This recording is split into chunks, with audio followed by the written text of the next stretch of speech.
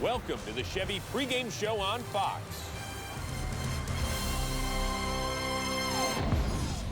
The Yankees and Angels have both drawn their blueprints for a championship season. Game 1 went just as planned for New York, while the Angels are left wondering if they can rise up to the bright lights of the big city. Yeah, I'm out at Brooklyn. Now I'm down in Tribeca, right next to the Narrow. But I'll be hood forever. I'm the new Sinatra. And since I made it here, I can make it anywhere. Yeah, they love me everywhere. I be spiked out. I could trip a referee. Tell by my attitude that I'm most definitely.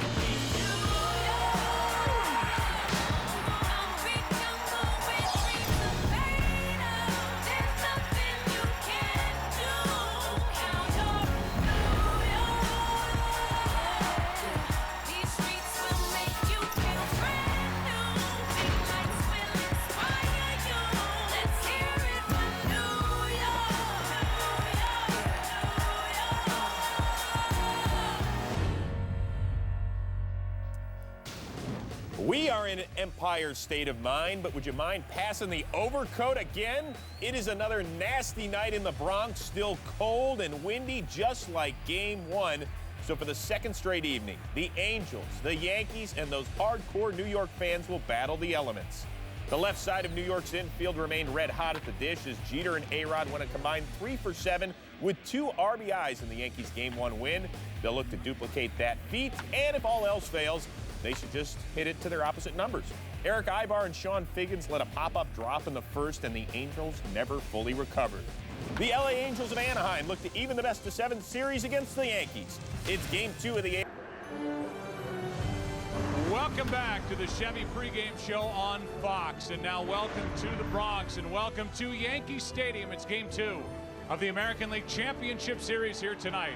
The Los Angeles Angels of Anaheim, the New York Yankees with New York up 1-0. And now welcome to the broadcast booth, everybody. I am Joe Buck, Tim McCarver, Ken Rosenthal. Both are coming up. Tonight it's a matchup of the left-hander for the Angels, Joe Saunders, taking on the right-hander, A.J. Burnett, another one of the big free agent pitchers brought in by the Yankees this past offseason. And Tim McCarver, when you talk about October baseball, the Yankees are proving in this postseason that the good teams, when you give them extra opportunities, they take full advantage of them. Yeah, they're more than just a team that hits home runs, taking advantage of the mistakes made against them over the last 3 games. Let's look back at the division series, Game 2. 4th inning, Carlos Gomez stumbles going around second base, tagged out before Delman Young scores.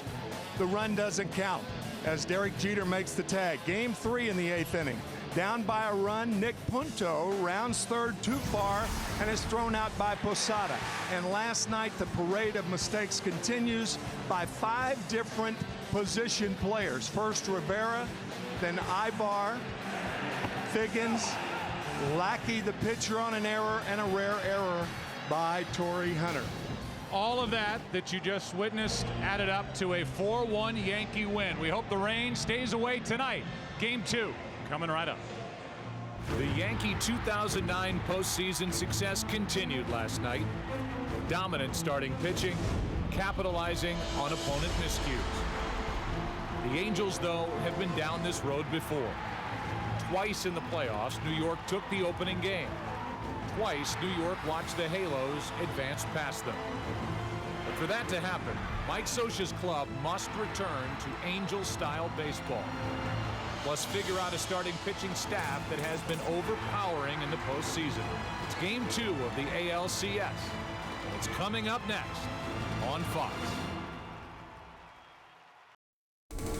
Today's game on Fox is sponsored by MasterCard. By the new MyTouch 3G with Google, only from T-Mobile. And by X. Relearn baseball without cigarettes. Relearn life without cigarettes. Looks pretty from up there, doesn't it? It's cold down below. The wind is whipping around. It has rained on and off over the past couple of hours. And these players will try and fight the elements and play some baseball. Take a look at the starting lineup for the Angels, brought to you by Taco Bell. Think outside the bun. Sean Figgins leads it off. He's the third baseman, Bobby Abreu. is batting second. Torrey Hunter hits third. Vlad Guerrero is the DH. Kendry Morales moves up, batting behind Guerrero. Juan Rivera in left. Macer Izturis did not start last night. Neither did Napoli. He came on late. And Eric Ibar is the shortstop, batting ninth. Here is A.J. Burnett. First year in a Yankee uniform, came with CC Sabathia and Mark Teixeira as the high-dollar free agents. 13-9 during the regular season. Made one start against the Twins in the division series. Got a no decision. And give us a little scouting report on A.J. Burnett. Well, I think with every pitcher, pitching coaches will say don't fall behind in the count. But with A.J. Burnett, it's particularly important because he has one of the best curveballs in the game. And if he gets strike one, he can use that curveball. This is only his second postseason start. First came against the Twins. We ask you to reach for the perfect combination of flavor and refreshment. Budweiser is the great American lager. And before the first batter, tonight's keys to the game brought to you by Warner Brothers Pictures' Ninja Assassin in theaters everywhere Wednesday, November 25th. Yeah, Joe, I guess it would follow that if A.J. Burnett wants to stay ahead of the Angel hitters, then the Angel hitters will say make him throw strikes. And the Yankees will try to turn up the heat on a very, very cold night. Let's take a look at the defense for the Yankees in the outfield. Same look. Damon in left, Cabrera in center, Nick Swisher in right. Around the infield, A-Rod, Jeter, Cano, and Teixeira. And no surprise, Jose Molina does the catching for A.J. Burnett. They just are a better combination than Burnett and Posada.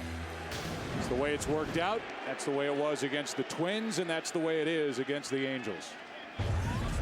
To go back over something we said during the pregame. It rained for the better part of an hour. It stopped about half an hour ago. Some rain is headed our way. Both managers were asked by Major League Baseball, and both said, we want to start the game. Strike one from Burnett.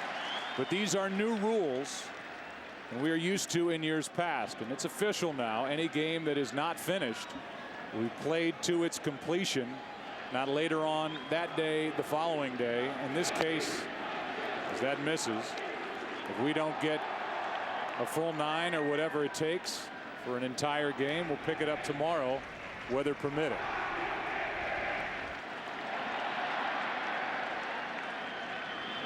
Strike two on Figgins, who is 0 for 16 this postseason. Home plate umpire is Laz Diaz. Bill Miller at first, Jerry Lane at second. Colbrith is at third. Dale Scott down the left field line, and Tim McClelland is the crew chief. Game is in their hands now. He's down the right field line.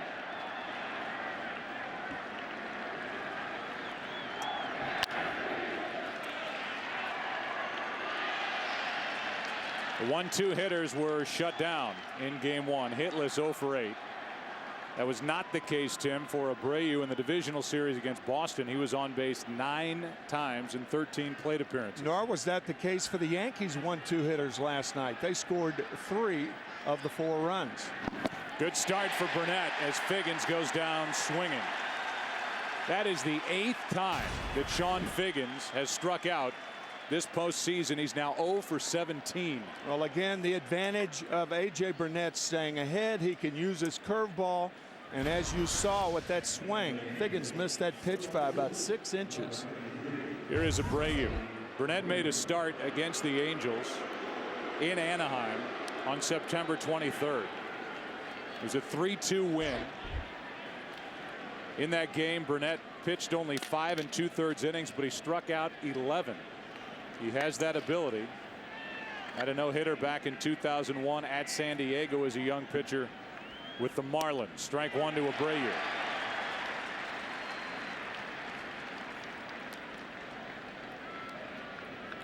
Last night, about as good as the Yankees could have hoped for out of Sabathia. 8 innings, 1 run, 4 hits. Strike two.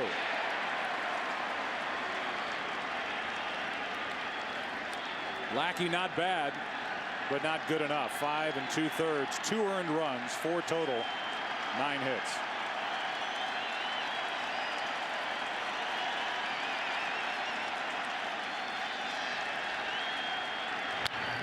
Out of play.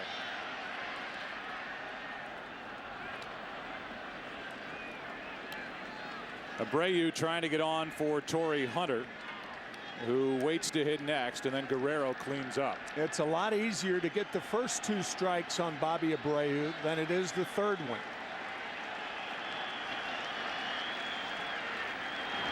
Breaking ball is lifted in the air to left. Damon, 2 out.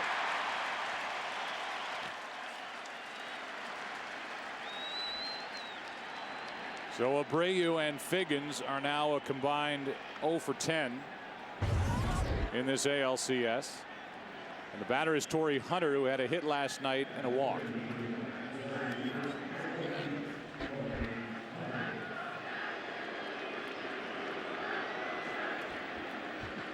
Really? Good tight breaking ball, strike 1.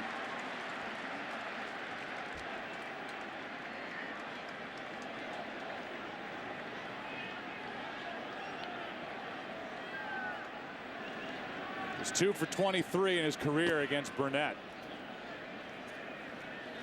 And the count evens a ball and a strike. All 3 Angel hitters taking that first pitch. We asked Mike Scioscia about that. He said, well, you don't want to fall behind the Burnett, so you have to, we'll see how it's going to be after that first inning. But all 3 hitters taking the first pitch, and all 3 first pitches were strikes. He's throwing hard in the count 1-2. I think this is as hard as A.J. Burnett has thrown in a half inning in a Yankees uniform. You talk about a guy who is pumped up.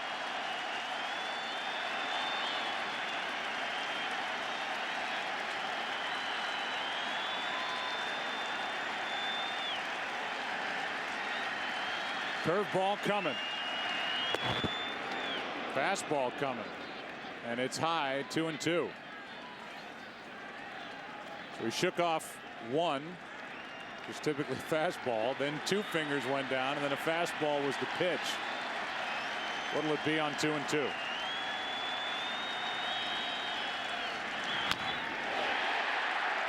Foul tip keeps Hunter up there.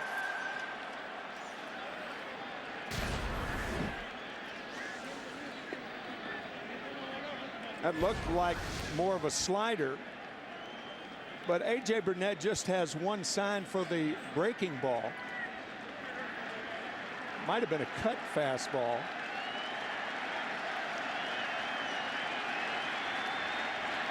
Hunter grimacing after that last pitch and that last swing.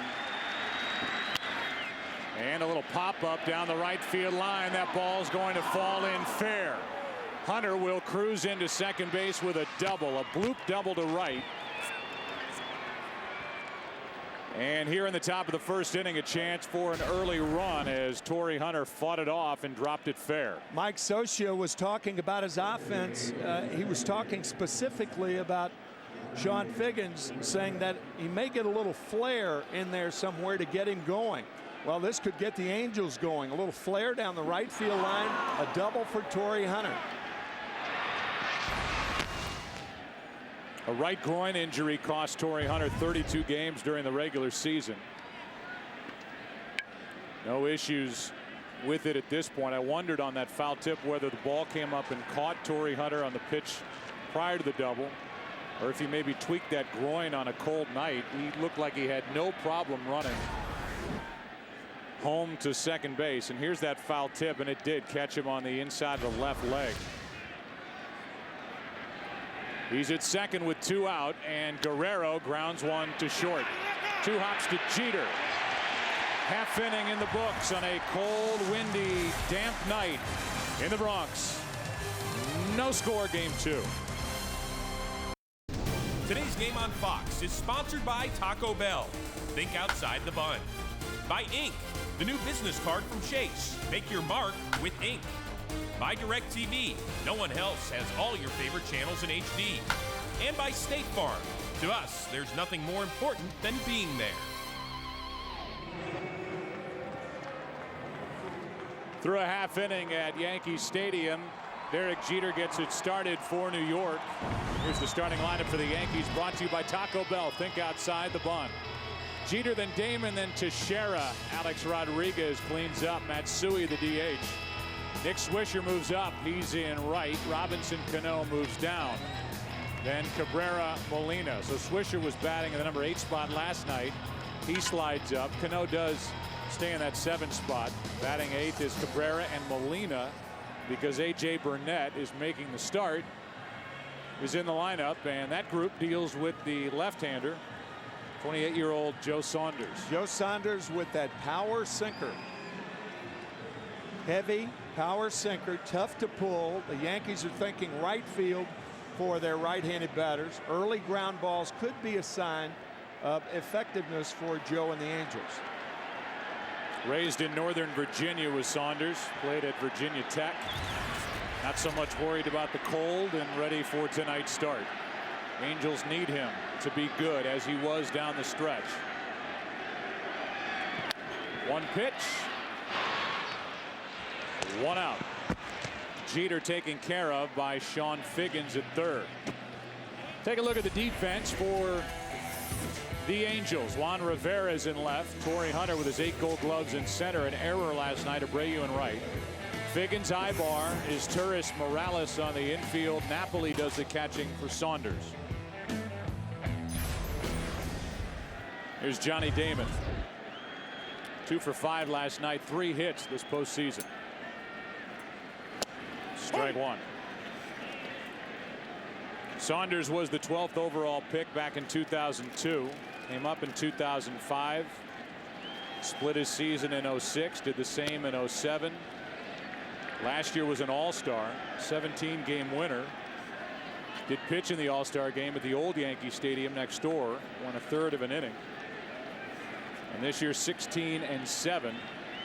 Spent most of August on the disabled list with inflammation in his left shoulder. The count's 2-1 on Damon. And he's been good after the Angels drop a game. He's also been good since late August. Had that cortisone shot in his left shoulder. Did not lose a game. His last 7 decisions, 7-0. That's ball 3. Makes sense for Mike Scioscia to go to a sinker balling left-hander against this Yankee lineup with a lot of power from the left side. Trying to keep the ball down as Damon hits one up into right at the wall. Out number 2. About 5 steps in front of the wall, and that ball got knocked down. We talked about the ball Robinson Cano hit last night, saying that during the summer or the warmer months, this is a 2-seam fastball on the inside part of the plate. This ball is a home run during the warmer months, but not tonight, nor last night for Cano. Here is Teixeira. There is strike 1 from Saunders. Teixeira had 1 hit last night, 3 for 17 so far this postseason. One of those 3 a big one, the game winner in the 11th inning, game 2 of the division series against the Twins. Last night, hitting left-handed, belted one up against the wall and right, got a single. That's backing out of play. And the count 1-2.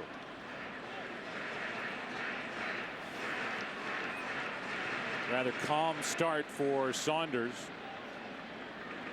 who has not pitched since the 4th of October. That's inside. 2-2. Good pace too for Saunders. He's not taking too much time on the mound. Seems confident here in the opening inning. That's a look at the flags up top. We talked to Joe Girardi, the Yankee manager. He said, don't be fooled by the flags that are lower in left center field. You have to look up top to figure out which way the wind's blowing. And it really tends to swirl inside this ballpark as Teixeira keeps the count 2-2.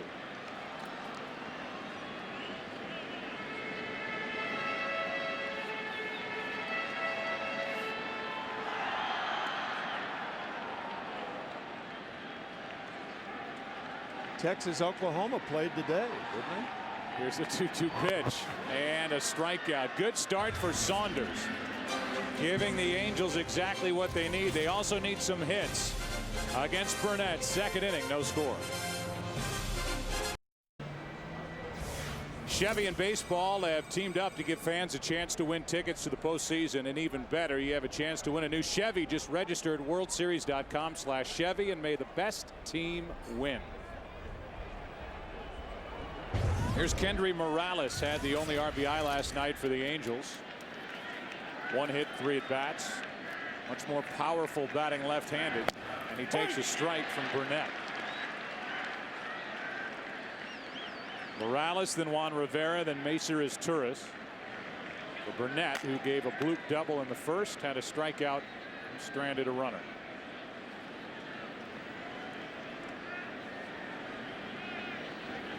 And that skips back to the screen. 1 ball, 1 strike.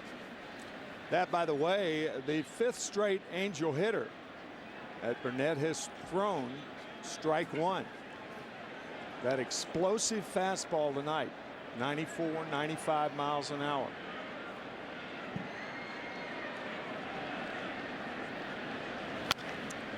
A late swing by Morales, strike 2.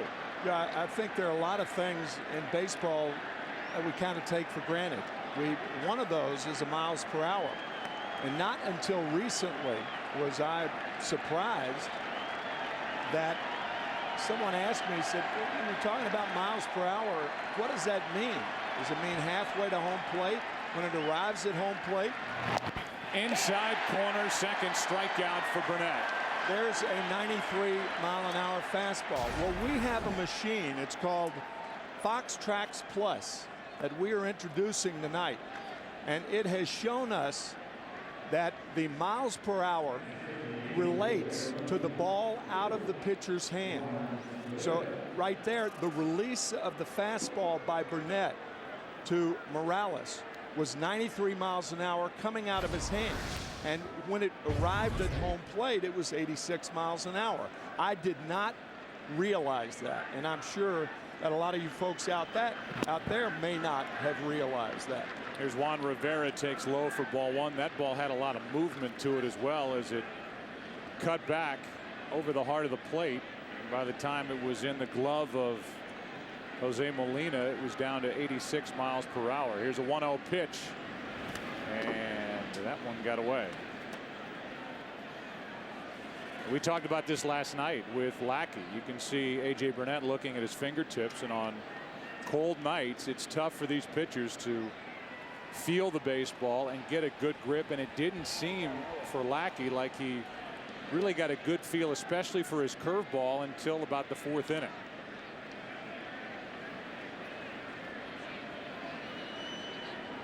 Two-0 pitch. 2-1 on Rivera.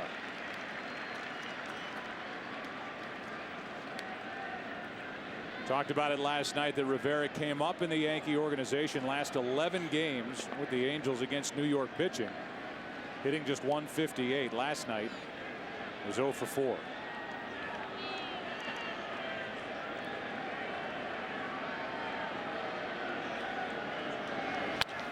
Lifted in the air to right, easy for Swisher.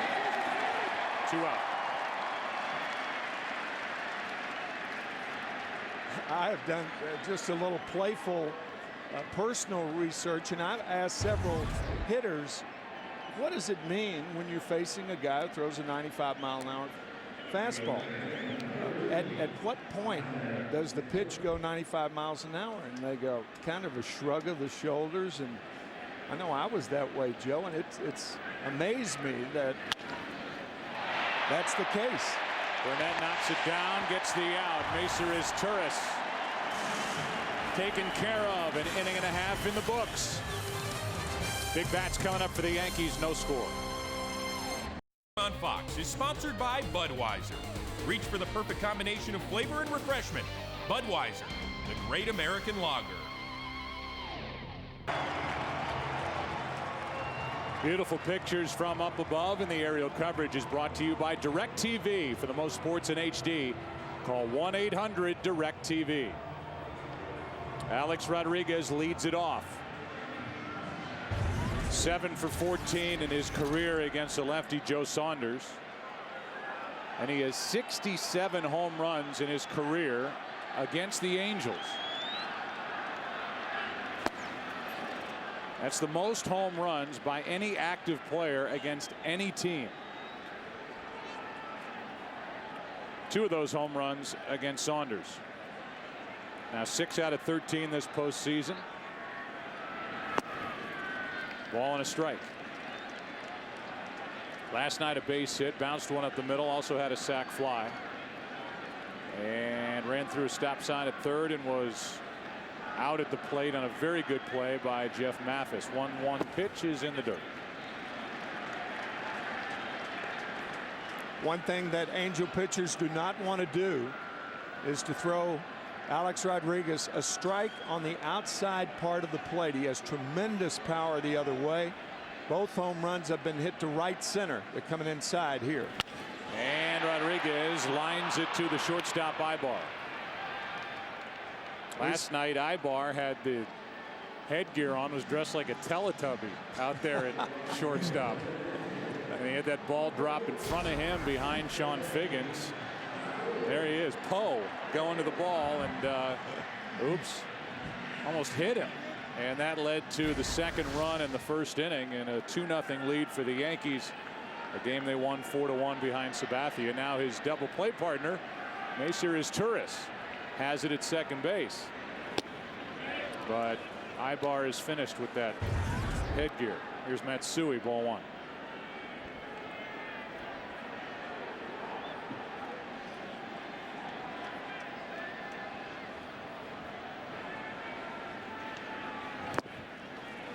Two and 0. Matsui last night, 2 hits, 2 RBIs, and a walk.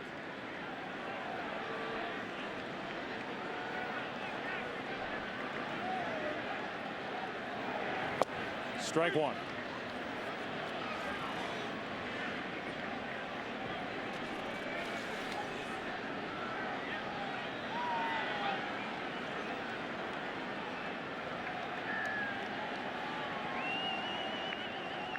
Wants the same pitch. And got it. Carbon copy, and it's 2-2.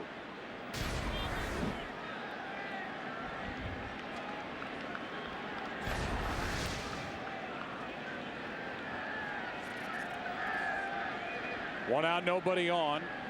And Matsui grounds one to his Izturis. Ball comes up, 2 out. Swisher coming up. We look back on the Yankees season review. They had the big name additions. Sabathia, Burnett, Teixeira, the free agents. Trade for Swisher. A-Rod returns May 8th, 90 and 44. But he came back. Phil Hughes emerged as the 8th inning bridge pitcher to get to Rivera. And a 52 and 22 after the All-Star break. That was their record, the best in baseball and the best overall record of 103 and 59. Swisher had 29 home runs. Takes a strike. Only 8 of his 29 came here at home, and only 9 of his 29 came batting right-handed. He's a switch hitter.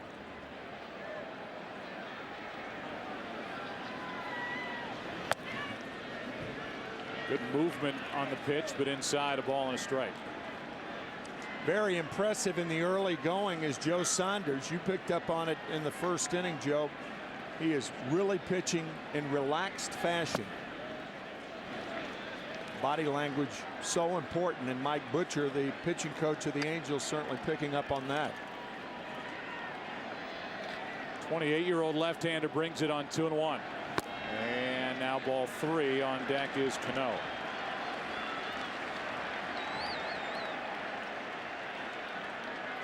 Talked about that power sinker. Good at inducing the double play ball. Also gave up a ton of home runs this year. That's what happens when the ball doesn't sink. And a 2-out walk gives the Yankees their first base runner of the night.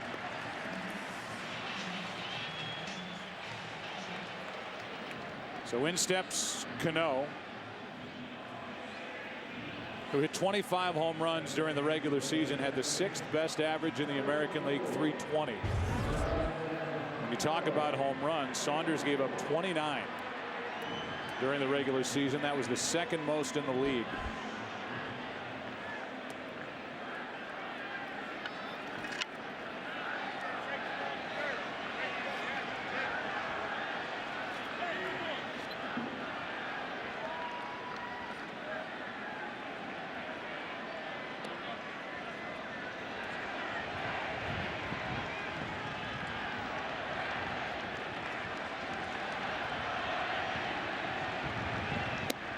Strike one inside corner. The Angels are holding Nick Swisher on differently tonight. You could see Morales off the bag.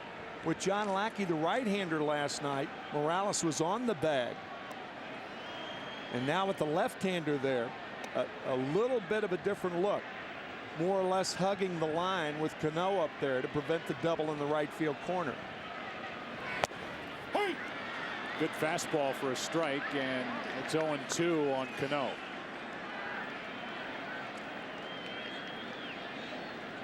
Rather passive for Robinson Cano, and you remarked on it last night that he's typically a guy that goes up there and jumps at the first thing he sees.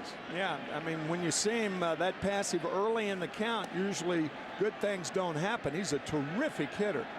320 on the year, 0 for 3 last night, though. And taking a lot of pitches last night, and here it is 0-2 tonight.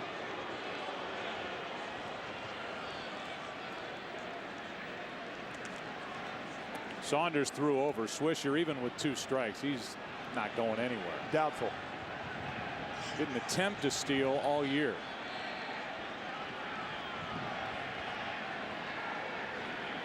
And reaching out, a base hit into right center field.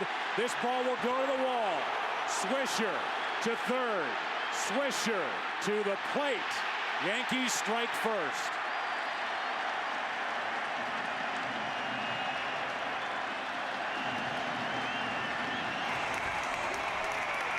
Control is not only throwing strikes, but throwing balls off the plate when you have to. An aggressive hitter, this ball too much of the plate. A breaking ball that just hangs. And Cano puts the Yankees on the board. I think it's going to be a double. It is a triple, my partner says. A triple all the way and an RBI. Cano only had 2 triples all year. Once that ball hit the wet grass in right center field, it just skipped to the wall, and when it got there, Swisher scored easily. And it is an RBI triple for Cano. Now Cabrera. Ball 1 inside.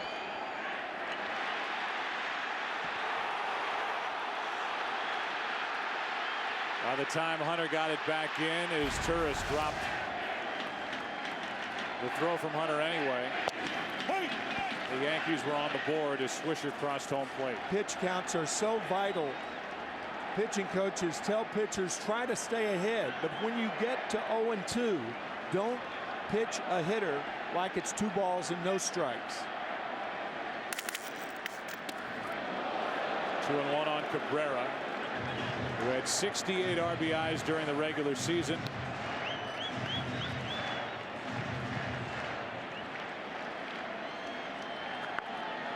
Looking for his first RBI this postseason. 3-1 with Jose Molina, the number 9 hitter on deck.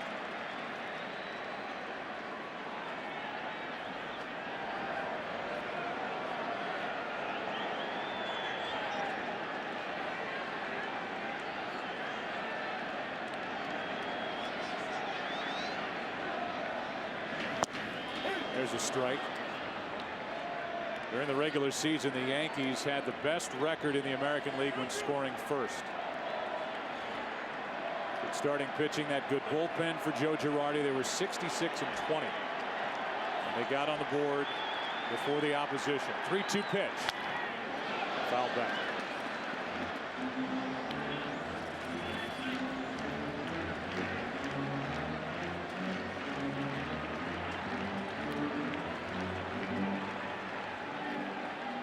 Jorge Posada talking to his understudy, Jose Molina. In the lineup catching Burnett tonight. And Rivera went around. This will end the inning. The Yankees get a run. A 2-out walk. It can lead to bad things. It did for Saunders. RBI triple by Cano. A look at Radio City with the Yankees up 1-0.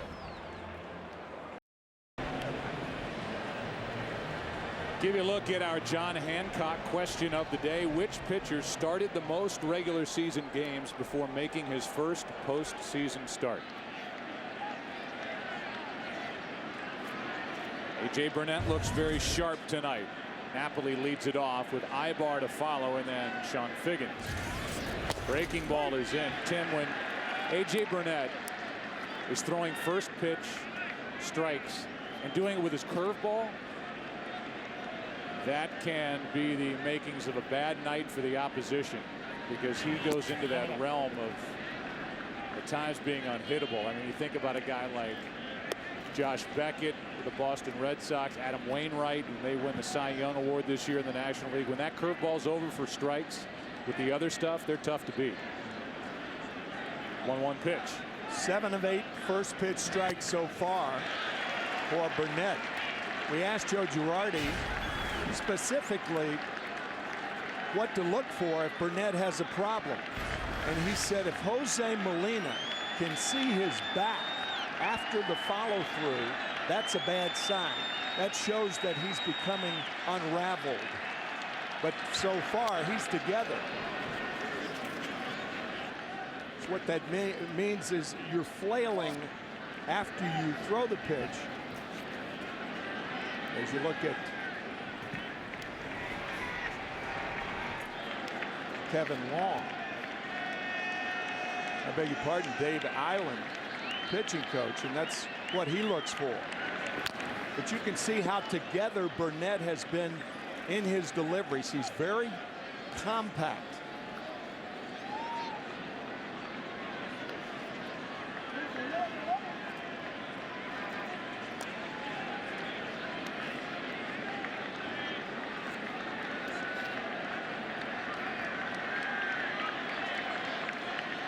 The 1-2. In the air to right center and slicing to Swisher. Ball is not carrying to right here early at all.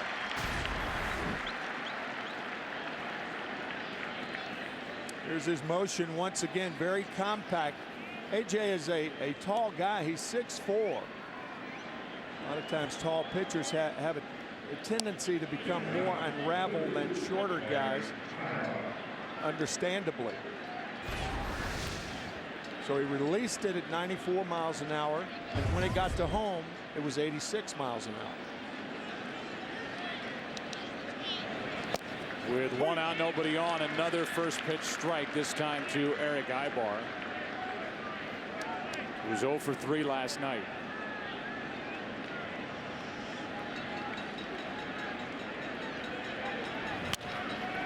To the shortstop, Jeter circles it, throws it wide, and got him at first. 2 gone.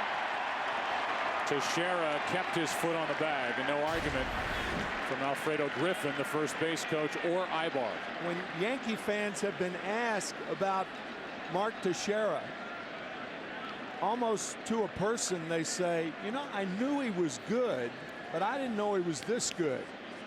Around that bag, I'll tell you, that is a very, very close play, but he appears to have stayed on the bag. Had a stretch last night where he stayed on the bag nicely. 2-time Gold Glove Award winner. Showed his flexibility on that stretch last night. On a cold night, he basically did the splits on that throw from Sabathia. Late, and able to keep the toes on back. Now, another first pitch from Figgins right now is lost at the plate. He is so vitally important to this lineup. Any leadoff hitter is, but he led the American League in walks. He was number 2 in the AL in runs. He has 1 walk this postseason, 1 run he scored. He's 0 for 17 with 8 strikeouts, and he's set up here at 1-2.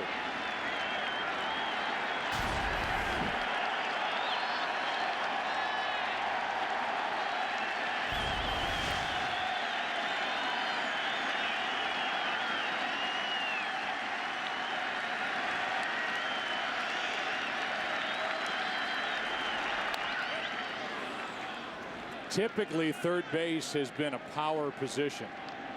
Certainly is with the Yankees with Alex Rodriguez, number 8 on the all-time home run list. Sean Figgins is the third baseman for the Angels, a contact hitter, a guy who, as he says, tries to create havoc on the bases. He hasn't done that yet this postseason, and the count evens 2-2.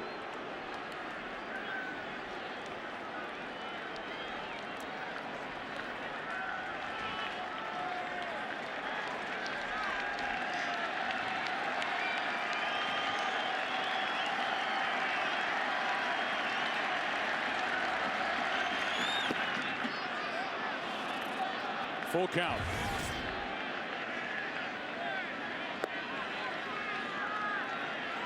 If you're not a home run hitter on a 3-2 count with 2 out and nobody on in a 1-run ball game, you're going to get a fastball.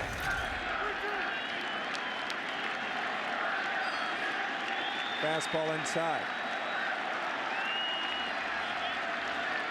And a walk, and we'll see what that leads to. A 2-out walk started trouble for Joe Saunders in the last half inning. And now when you walk a guy like Figgins, who was tied for 3rd in the American League with 42 stolen bases, we could have a matchup here of Jose Molina, who in his career is at 37% throwing out potential base stealers, and Sean Figgins at first. He is going to try to run. It's just a matter of when. First pitch, second pitch, even count.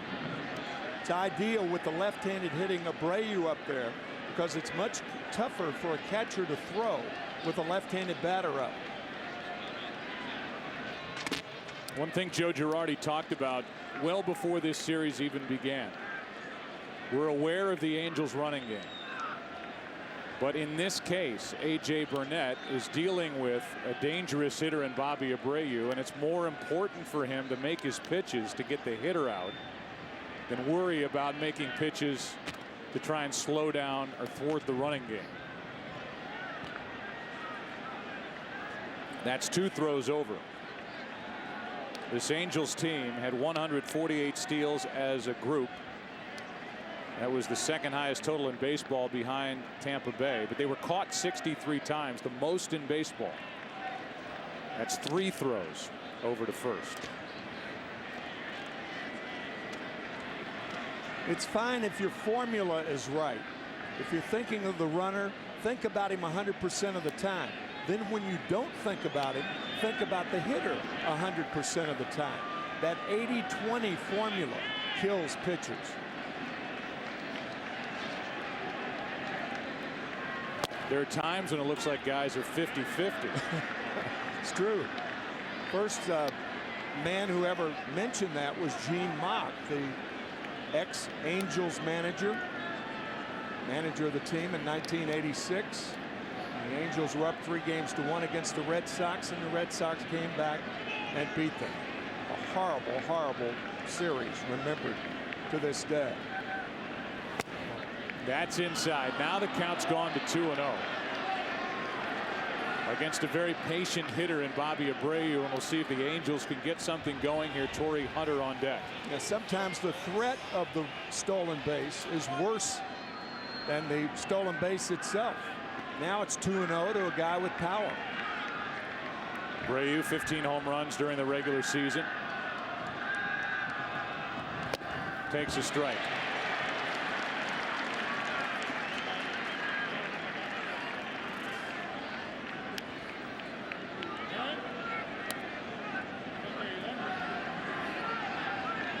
At 37% in throwing out base stealers for Jose Molina is 4th best among catchers active in the big leagues. That's a career mark, 37%. The count's 2-2.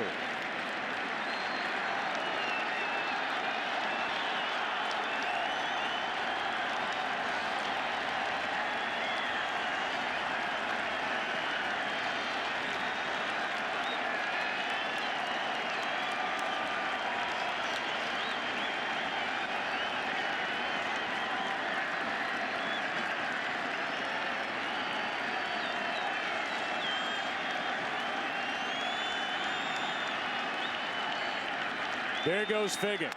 There's a fly ball into center. Cabrera has it. And Abreu is now 0 for 6 in this series. Bottom of the third. Molina will start it 1-0 New York. Tomorrow on Fox NFL Sunday, good game early, really good game. The Giants and the Saints in New Orleans. 2 undefeated teams, Lions and the Pack, Panthers and the Bucks, Rams and Jaguars, or Donovan McNabb and the Eagles against Oakland or the Cardinals and the Seahawks. Coverage begins tomorrow, beginning with America's #1 pregame show, noon Eastern, 9 a.m. Pacific. Check local listings for the game and start time in your area. Tom Brenneman, Troy Aikman, and Pam Oliver will have the call for you from New Orleans with the Saints and the Giants. Here's Jose Molina first up, former Angel.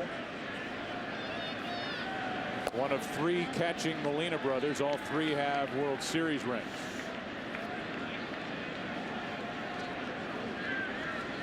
Baby brother Yadier won it with the Cardinals in '06. Jose and Benji were together with the Angels when they won it in 2002. 1 ball, 2 strikes on Molina, who hit .217 during the regular season, and swinging the bat, taking the place in the lineup of the man on the left, Jorge Posada. And a quick out, 3rd strikeout for Saunders. Once again, our John Hancock trivia question of the day: which pitcher started the most regular season games before making his first postseason start? The answer: Walter Johnson, 589 starts. His 18th season with the Senators. First postseason start was Game 1 of the '24 World Series. He lost his first 2 starts of that series, but got the win in Game 7 in relief against the Giants.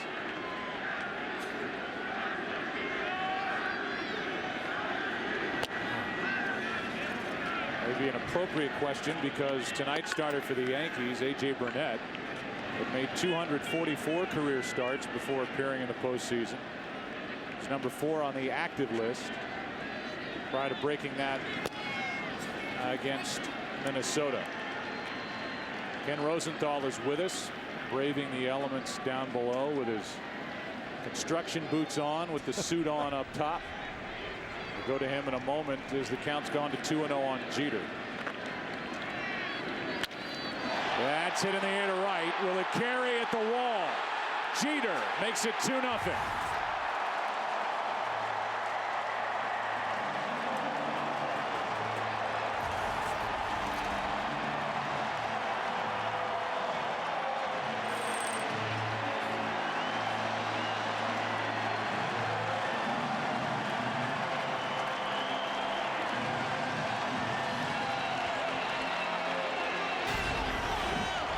Jeter with 18 home runs during the regular season. A 2-seam fastball on the outside part and up, and Jeter makes it 2-0. Here's Johnny Damon. Seen a couple of balls not carry to right. That ball was hit better, certainly, than the other 2. Jeter with his head down, right down the line, popping that into the seats in right. And the 18 home runs for Jeter this year, his best total since he hit 19 in 2005, and he took advantage of that wall in right and the way the ball carried here in the first year of the new Yankee Stadium. About 6.5 months ago, when the season started, there were people talking about how Derek Jeter is finished. Can't play anymore. I'm looking at a pile of headlines from the 2008 series. Worst fielder in majors. Jeter apologists continue to try to justify their overrated shortstop, and study claims Jeter is the worst fielding shortstop in baseball. Most of those people are silent now, hiding under a rock in a cave somewhere. I don't think after the year that Jeter has had, those people are still saying the same things they have said in the past year and a half. There's a strike. Range being diminished or not, there's not one scout that goes to Major League games, it wouldn't say at the end of a game, Game 7, World Series, I don't want the ball hit to Derek Jeter. Here's a line drive into left, a base hit for Johnny Damon.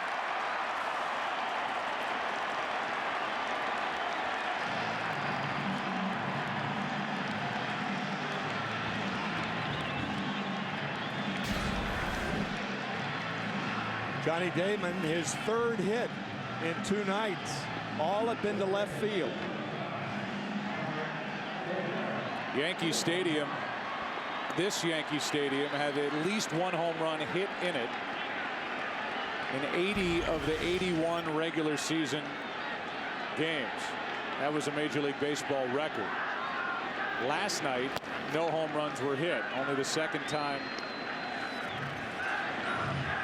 during the calendar year. Well, tonight Jeter goes opposite field, and I started to say, while the ball didn't seem to be carrying earlier, talked about the wind swirling, and now up top flags are starched out toward right, and that ball jumped up and out as Teixeira waits for a 1-0.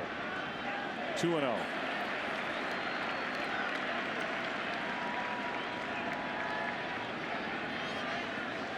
This relentless lineup keeps coming at you.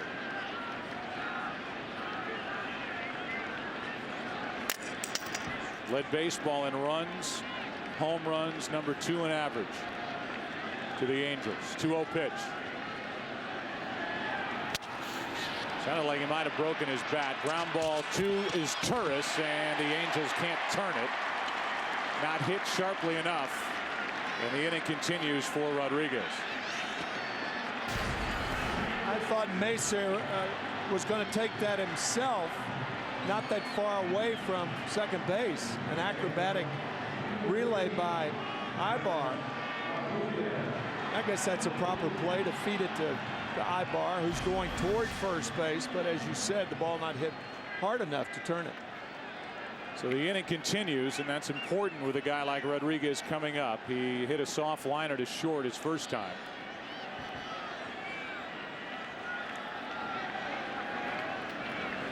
Ball 1.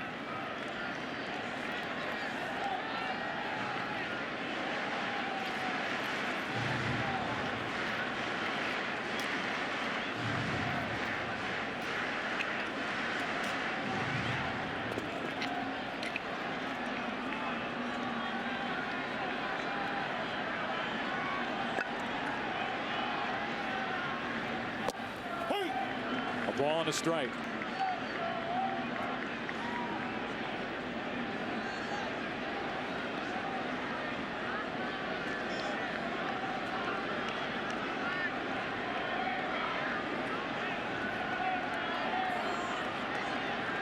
Again, Saunders gave up 29 home runs during the regular season. He gives up 1 here to Jeter.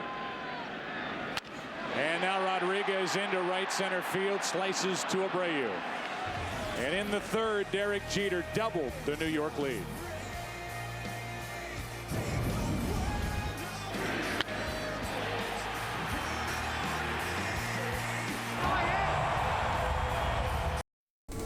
Today's game on Fox is sponsored by John Hancock. The future is yours. By BlackBerry. And by Corona. Kick back and relax with an ice-cold Corona and lime. Relax responsibly.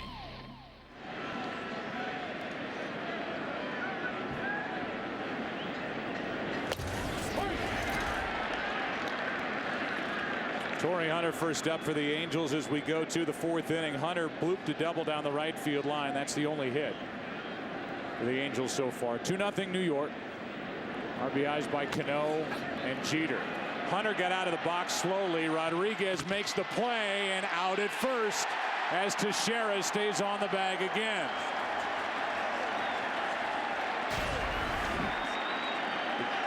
Again, Mark Teixeira.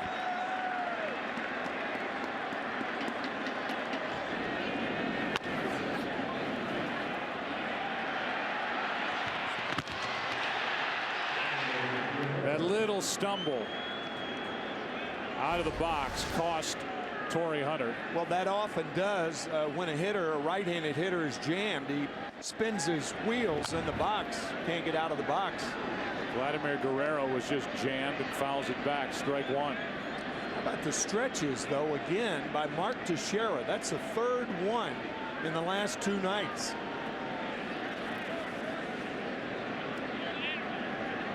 Acrobatic over there.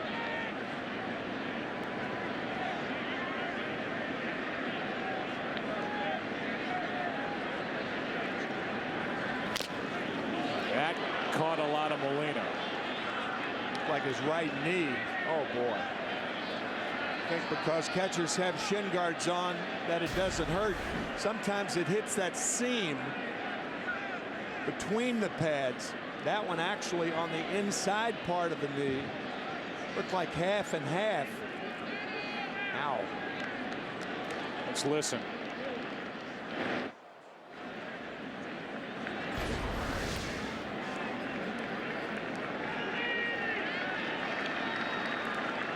Let's listen.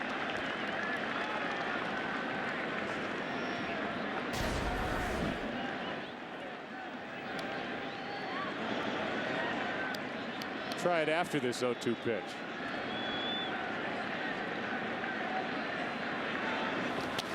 And that ball bounces off Guerrero and out at first. Ball in the dirt, trickled away, came up, hit Guerrero. Molina chased it down. No argument. I'm anxious to see a replay of that play at first. Tell you, that ball was under the plate, wasn't it? Vladimir Guerrero, everybody in baseball knows will swing at everything. Actually, the ball hit him on his way to first base. But look where this pitch is. A 97 or an 87-foot breaking ball. A 57-foot breaking ball. Finally got it right the third time's the charm. Was he out? Looked like he, I don't know, it's close. I thought he was safe. But again, Teixeira stretching this time in foul territory. 2 out, nobody on. The batter is Morales and a foul back, strike 2. What's going on among all this conversation and foul tips and all that is Burnett has completely handcuffed these Angel hitters.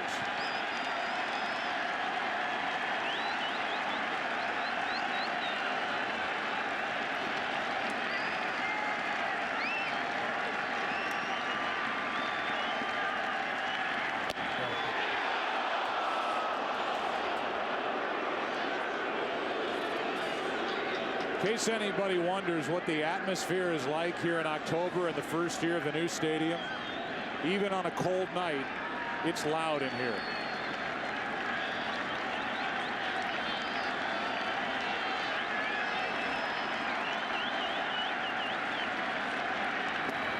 That hit Kendry Morales to send him to first.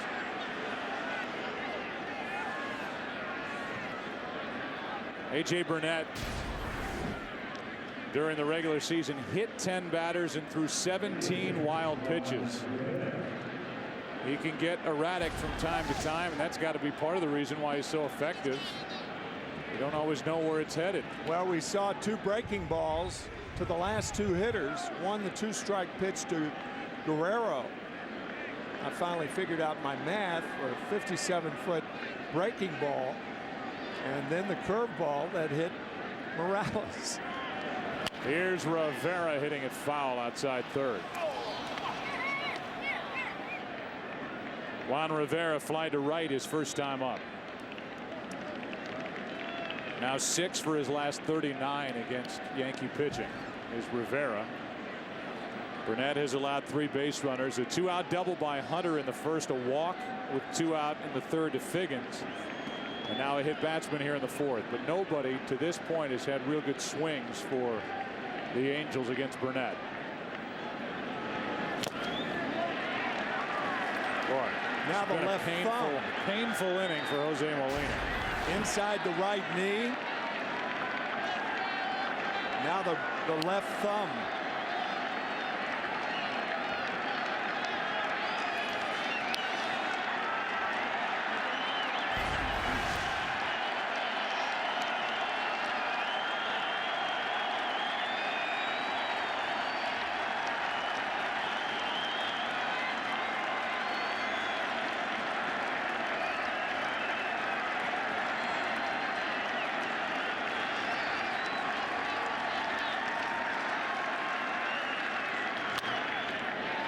Nothing hard hit.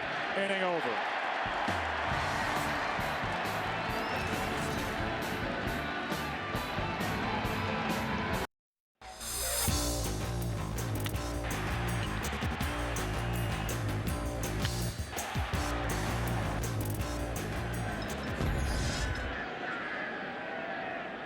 Here is Hideki Matsui, and there is a breaking ball down and away. Ball one from Saunders.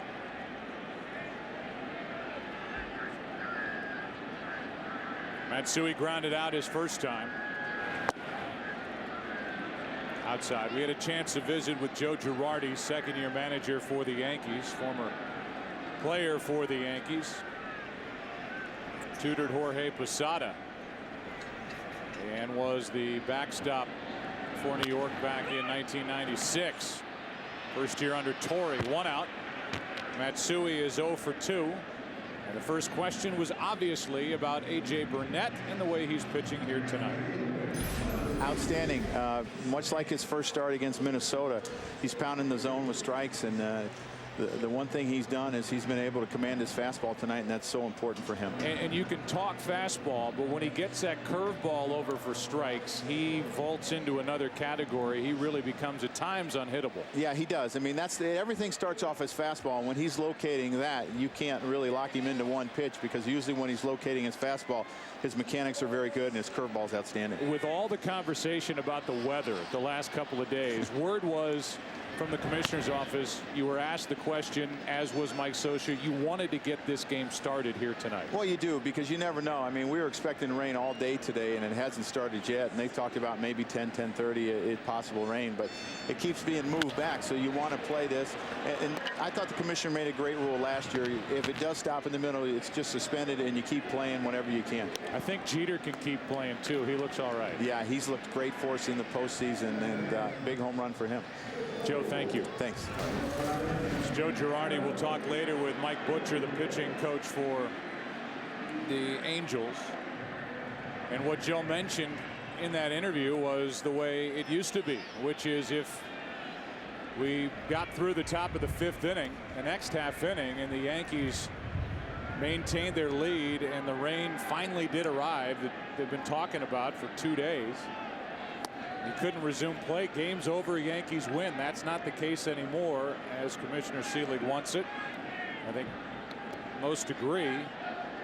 Should get a full 9 innings in and have a complete game in that fashion to determine the winner, especially in the postseason. The best illustration of that was last year after that Monday night game against the Philadelphia Phillies and the Tampa Bay Rays in the World Series. Then the off day on Tuesday, and the game was resumed on Wednesday night in the bottom of the 6th inning. There's a 2-0 to Cano, who got the scoring started with a 2-out RBI triple. In the second, it scored Nick Swisher, who had drawn a walk with 2 out. Then in the third inning, a 1-out home run by Jeter to right. It's actually gone up to 48 degrees and no rain at the start. Little drizzle for about an hour prior to the start of the game, and still no rain. 3-0 pitch. 3-1 from Saunders.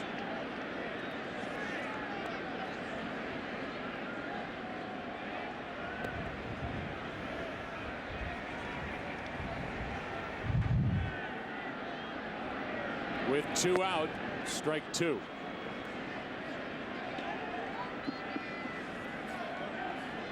Cano was able to pull a pitch down and away into right center field. It got all the way to the wall. It scored Swisher back in the second. One after that one came up empty, full count.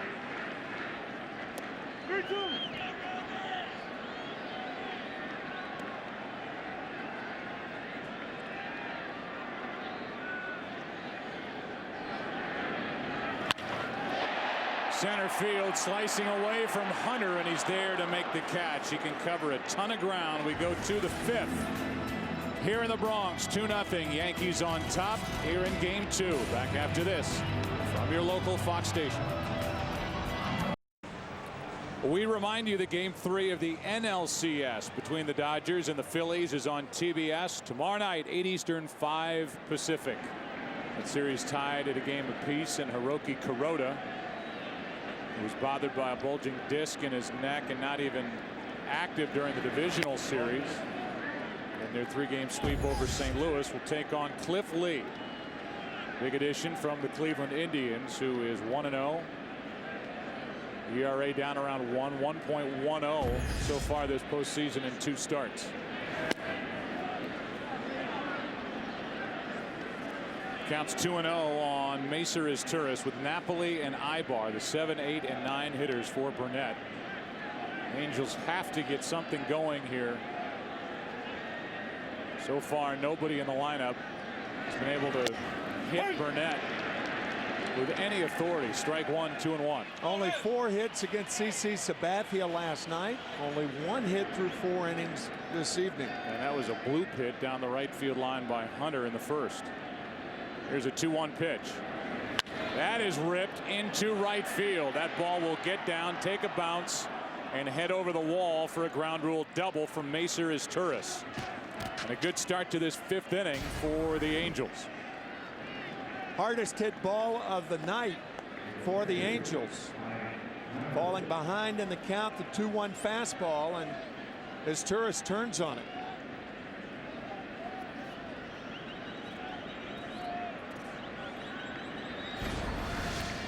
So a runner at second, nobody out, and we'll see what Napoli and or Ibar can do with this chance.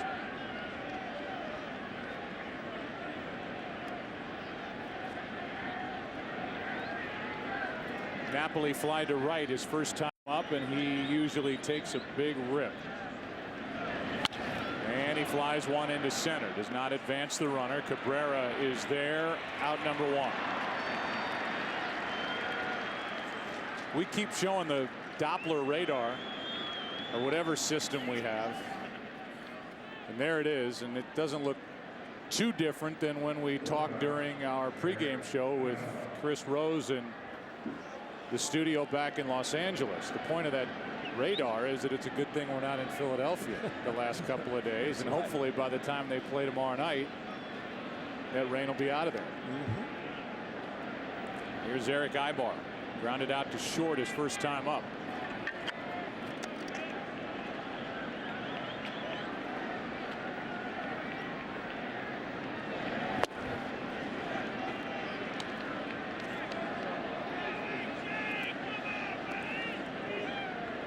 Only the eyes exposed to the elements. Getting a good view of this game, which so far has the Yankees on top 2-zip here in the 5th. 1-0. Good fastball, a ball and a strike from Burnett.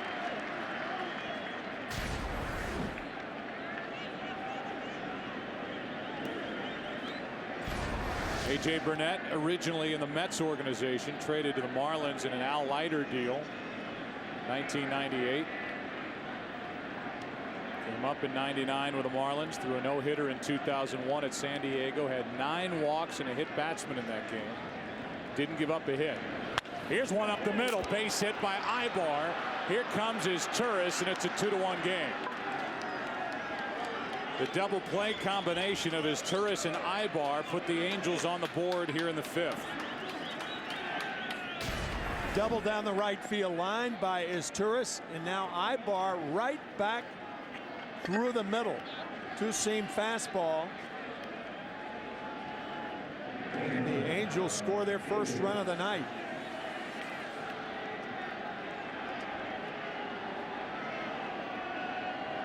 So it's a 2-1 game, and the tying run is at first. That's Ibar. 14 steals during the regular season. Been caught once during the postseason. No stolen bases for Sean Figgins. Good time to run right here.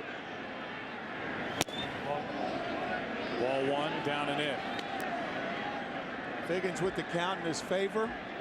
And often Mike Scioscia will send the runner hit and run in a situation like this with the Angels trailing by a run. Strikeout and a walk tonight for Figgins, so he's 0 for 17. And safe is the call by the first base umpire, Bill Miller. He was going too. You could see that first move. It moved towards second base and then diving back. A good quick move by Burnett.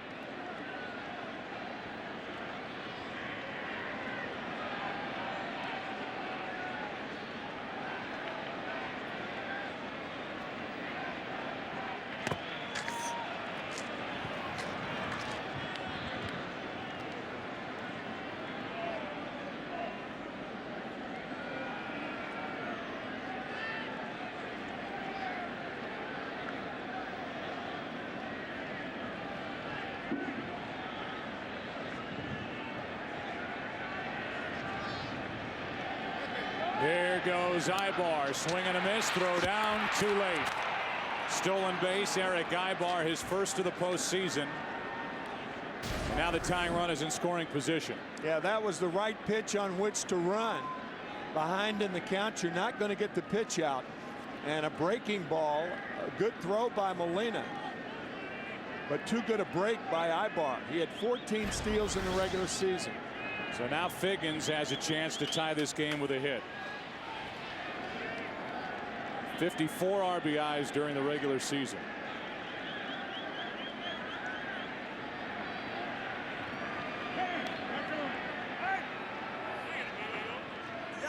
This is the first inning in the last game and a half where the Angels have looked like themselves. Leadoff double, one out hit, stolen base.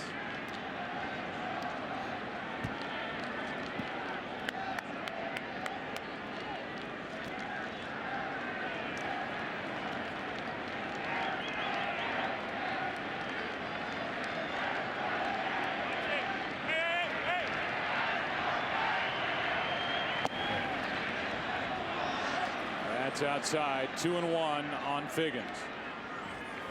See that patch, Preston, that's for the late Preston Gomez. Spent the last 28 years of his life with the Angels organization. 65 years of his life in professional baseball, born in Havana. 2-1 pitch on the inside corner. Preston Gomez passed away January 13th at the age of 86.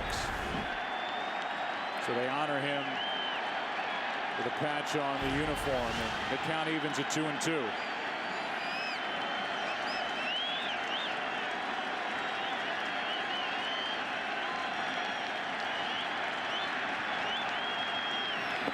And that one hit Figgins on the foot. It's a dead ball. Figgins will go to first, and it's 2 on with 1 out. Ibar will have to go back to second base, but now the Angels have 2 runners on here in the 5th inning as Burnett hits his second batter of the night. This is a similar curveball that hit Kendry Morales in the 4th inning. Burnett's curveball breaks so much that against left-handed hitters in particular. You could see Molina asking for the appeal. They did appeal to see if Figgins swung at the pitch. He didn't. Yeah, if he swung and the ball hits him, he's out. But he held up clearly, and the ball hit his left foot. The second hit batsman in 2 innings for Burnett. So A.J. Burnett is in his first jam of the night. He's got Bobby Abreu, who is 0 for 6 in this ALCS, digging in.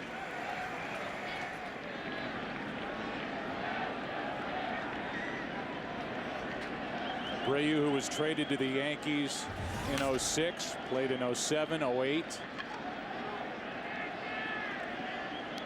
Now A very good number 2 hitter for the Angels.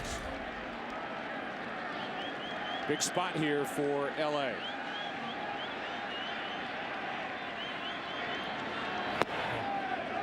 Ball 1 low. Good speed on for the Angels with Ibar and Figgins.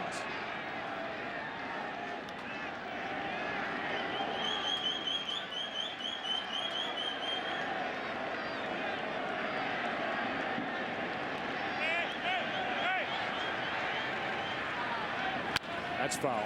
That is the second time this inning that Derek Jeter has yelled to A.J. Burnett, hey, hey. Don't let Ibar get off too far. And even pointing towards second base. I don't think the Angels will be trying to run here with their top RBI guy up there, though, particularly being a left-handed batter.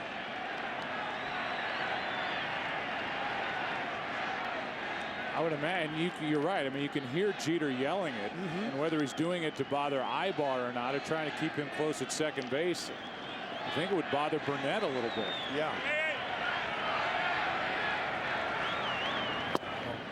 That's wide.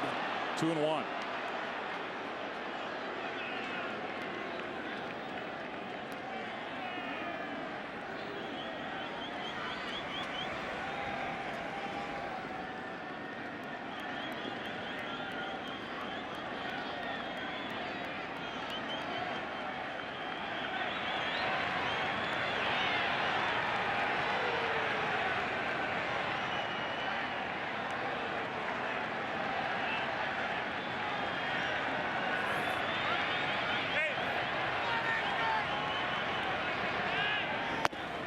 Three balls and a strike. And Burnett is hitting one of his wild streaks as he falls behind Abreu with Torrey Hunter on deck.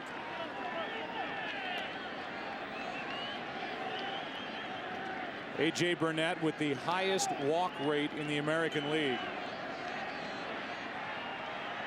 during the course of this season. Walked 97.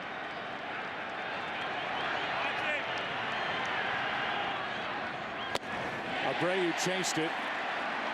For all the talk about his patience, he went after one up. Yeah, you don't see that very often. And Bobby Abreu is in a great hitting position to swing at what would have been ball 4.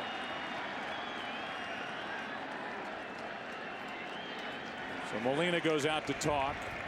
Abreu will get a 3-2 pitch with runners at first and second.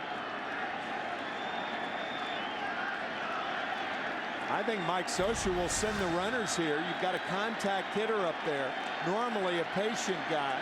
Normally a guy who swings at strike. Forget the 3-1 pitch. You have speed on the bases. You stay out of the double play. A lot of things point towards sending the runners. There they go. Abreu fouls it back.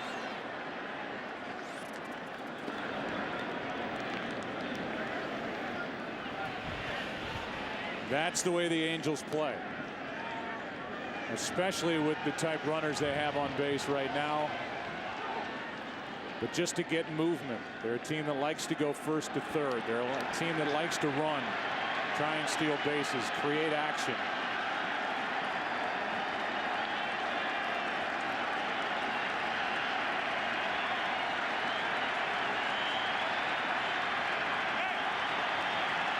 Going again, Abreu, another foul. And another visit from Molina.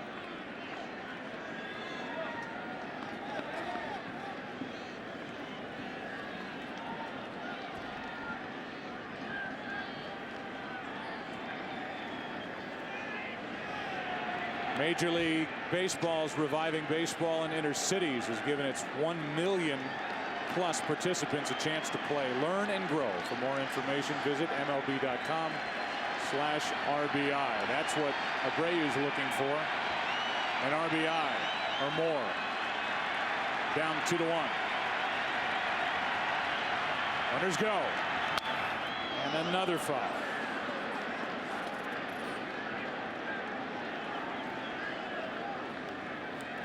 This will be the 9th pitch of the at-bat coming to Bobby Abreu. And 3 of those pitches the runners have been running.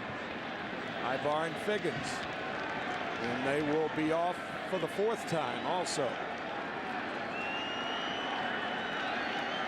It's been a 5-minute at-bat for Bobby Abreu.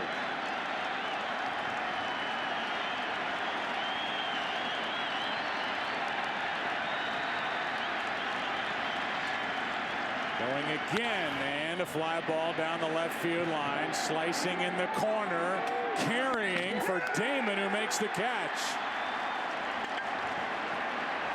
2 out. That ball almost carried out of here. It was maybe a foul ball when it was hauled in. Let's look. It came back a little, but on the foul side of the stripe and almost up against her off the wall. Good play by Johnny Damon to stay with it. Abreu upset, really even looking for the fastball, still couldn't get around on the fastball from Burnett. Concentration for the 2nd out, just foul. Yeah, you could see that ball come back at the end. The wind playing with it. And you wonder if Damon wasn't there, if that ball comes back, and who knows where it hits.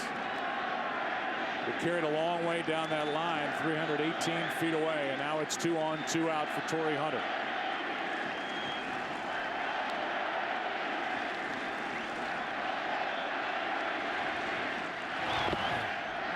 Molina keeps it at the plate. Ball 1.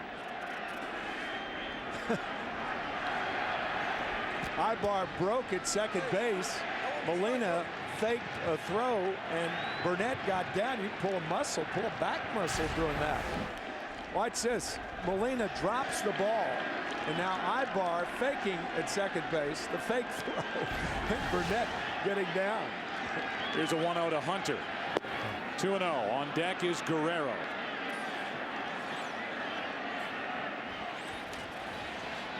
The DH and the cleanup hitter.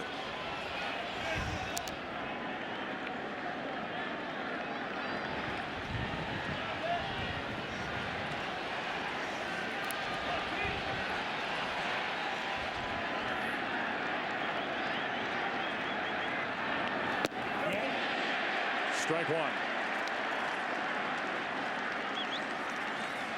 Boy, what a wicked curveball and a fastball count. And Hunter cannot hold up.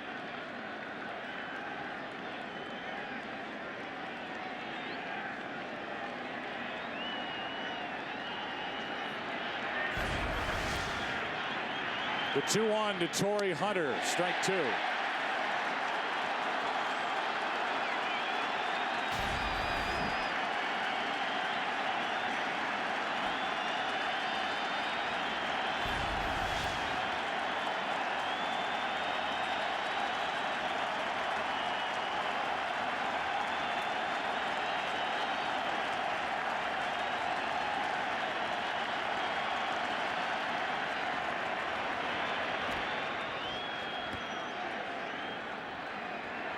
An 18-minute half inning for A.J. Burnett on the mound. An 18-minute half inning for Joe Saunders sitting in the dugout.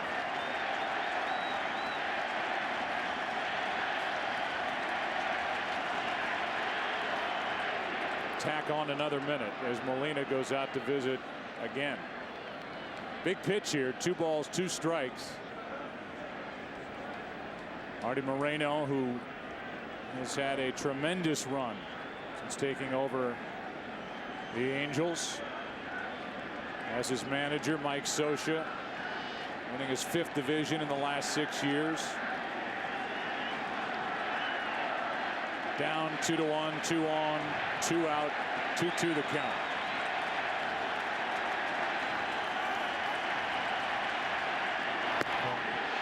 Full count, and the runners will go.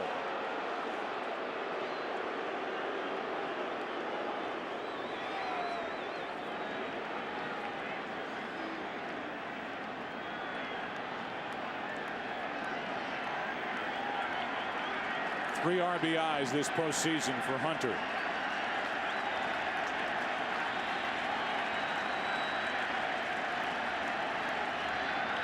That gets away and goes into the seats. They are going to send Ibar back to third base. It loads the bases with 2 out. What a break for the Yankees that was.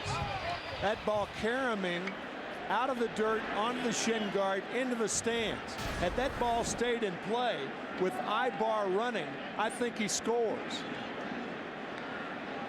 Number one, missed hitting that screen down there. Yeah, and Molina can't find the ball. He didn't know where the ball was. That often happens on a fastball wild pitch.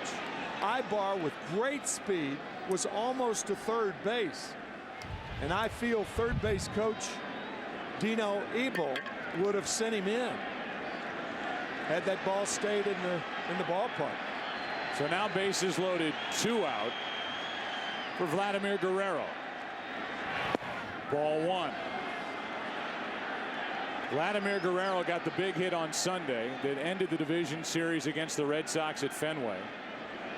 Between 2004 and 2007 in the postseason, he hit 183 with 1 home run, 7 RBIs.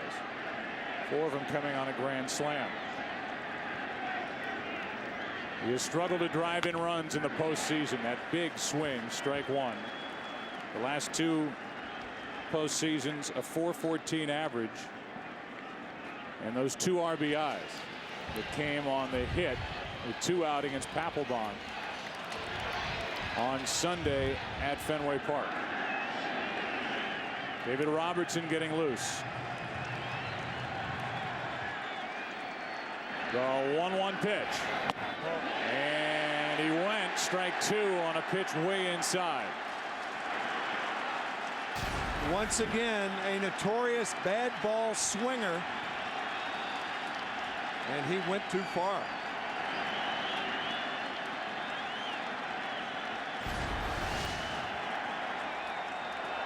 Thing is, if you throw him a bad ball right here, the ball in the dirt could be a wild pitch. Could be a strikeout in a wild pitch. Molina, for the 6th time this inning, talks to Burnett. That's a problem with that breaking ball, as we've seen. The breaking ball is so good that it either hits a batter, throws it for a wild pitch. 17 wild pitches on the year. Tied for the most in baseball. For Burnett, 1-2 pitch with the bases loaded. There it is in the dirt, gets away. This is a tie game. The other runners advance to second and third, and Ibar crosses home to make it 2-2.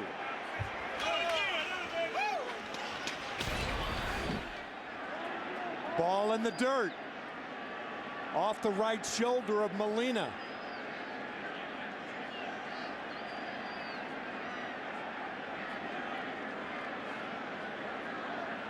Molina trying to get in front of it, and Ibar, with a bit of a hesitation, scores rather easily.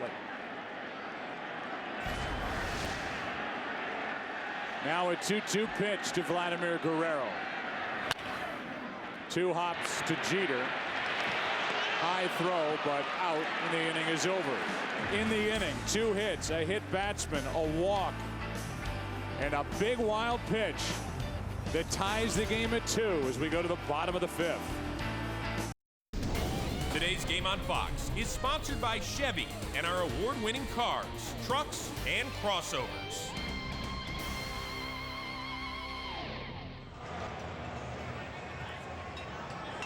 Tonight's aerial coverage brought to you by DirecTV. For the most sports in HD, call 1-800-DirecTV. Bottom of the 5th inning, 2-2 game. 8, 9, and 1 hitters for the Yankees. That means Melky Cabrera, first up, took a ball. Off the end of the bat. Ball and a strike. Jose Molina is on deck. The Yankees are carrying 3 catchers on their roster. You wonder how much longer A.J. Burnett is going to last in this game, and he's the main reason why Molina's even in the lineup. But Jose is in the on-deck circle with Posada still down in the dugout. 2-1 pitch. 2-2. So Saunders sat either in the clubhouse to get warm or in the dugout for over 20 minutes during that last half inning. How does he come back? Here's a ground ball, base hit up the middle. Off the bat of Melky Cabrera. And we talked to Saunders pitching coach Mike Butcher, and the first question was about his demeanor, thinking that Saunders didn't look intimidated at all by this start. Yeah, Joe's not intimidated. He's going to go out there and you know, work with his best stuff. He's from Virginia, so he's used to the cold weather. Just got to start working ahead in the count, start putting hitters away. His ball strike ratio is not that good right now, so hopefully he goes back out there to this inning right here and starts establishing strike one. And Mike, your pitcher finally got some runs to work with. No, that was nice. That was a big inning for us right there. You know, try to keep the pressure on these guys and keep battling. Here we are tied in the middle innings. We're in the 5th.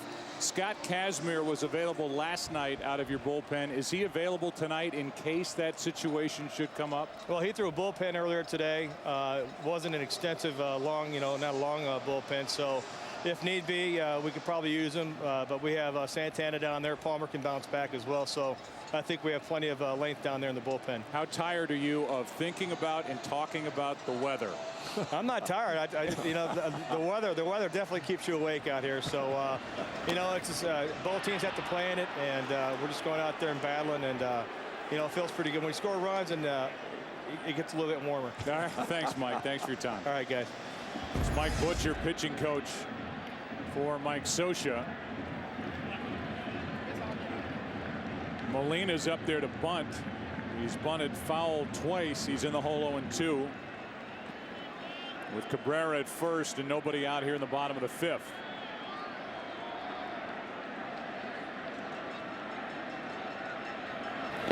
Yankees abandoned the bunt, at least on that pitch. Ball 1 low.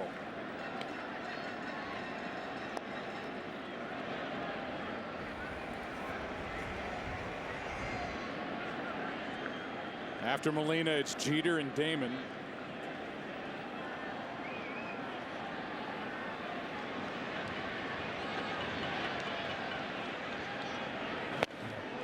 Two and two.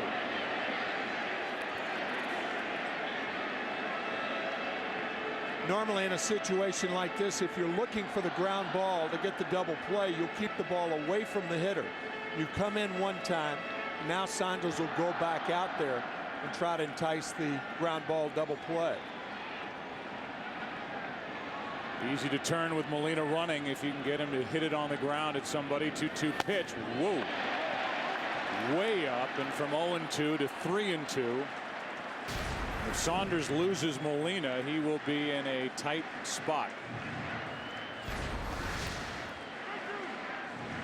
Well, again, do you send the runner here? I think so. After being 0-2, Molina has seen 3 fastballs from Saunders.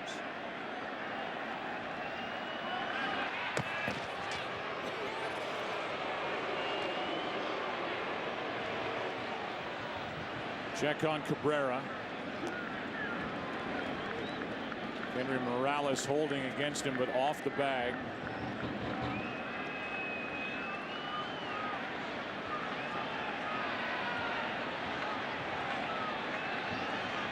Not running, and a base hit to right.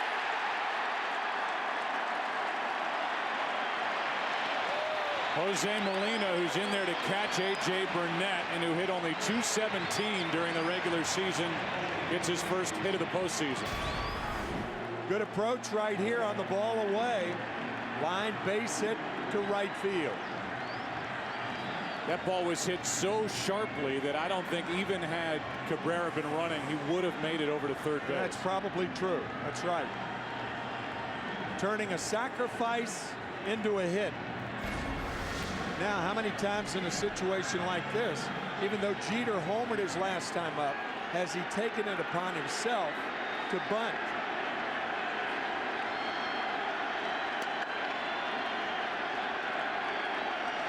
Bolger pitched last night, getting loose right now.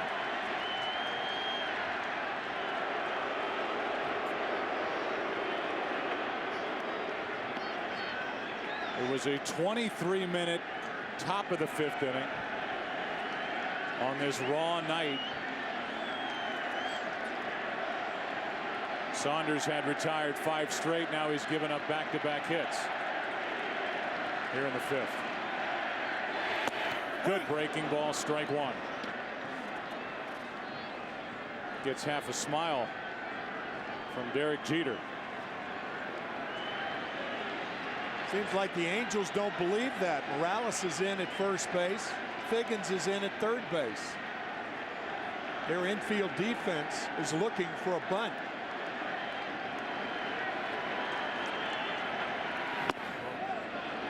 No sign of it yet. 1 ball, 1 strike.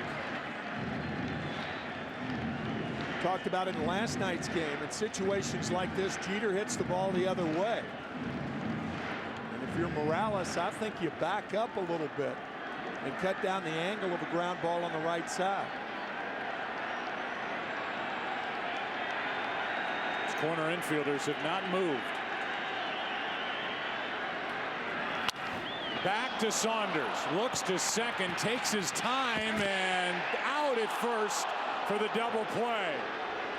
Well turned by Ibar, and a big double play turned by the Angels defensively. Everybody saw what you saw, Joe. That one tap too late. But Ibar with that strong arm to first base. That one pat right there. A good throw to Ibar, but that stronger throw to get Jeter.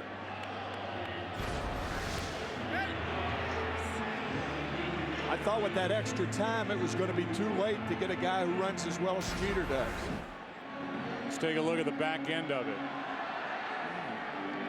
Looked like Jeter beat the throw initially live, and he did. He got the front end of the bag, and he did. Yep. That's a big call that goes in favor of the Angels. Instead of first and third, 1 out for Johnny Damon, it's a runner at third, Cabrera 2 out. Jeter didn't argue, but he beat the throw from Ibar. Working out of the windup. Damon takes strike 1. Johnny Damon 1 for 2.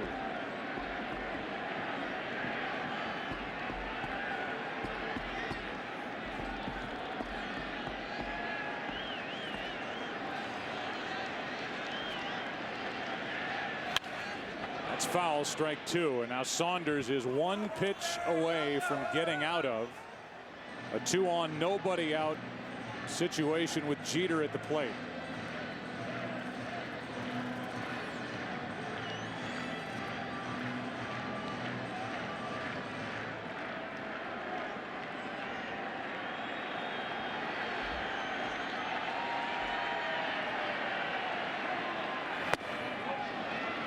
Ball 2. Darren Oliver, the lefty, joins Bulger in the bullpen for the Angels. Oliver coming off one of his best seasons in a long big league career. 2-2 pitch. And the inning is over. Saunders gets out of 2-on, nobody out in the bottom of the 5th. That keeps it 2-2 as we go to the 6th inning here in Game 2 in the Bronx. Today's game on Fox is sponsored by Verizon Wireless, America's largest 3G network.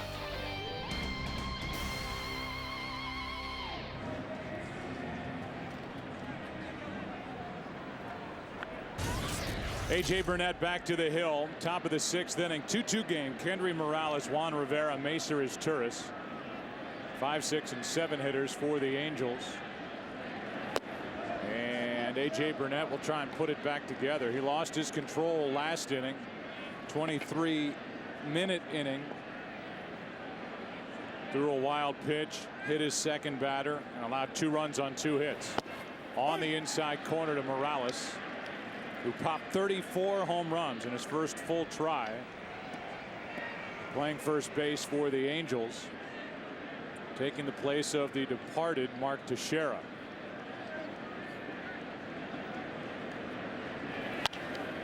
Strike 2.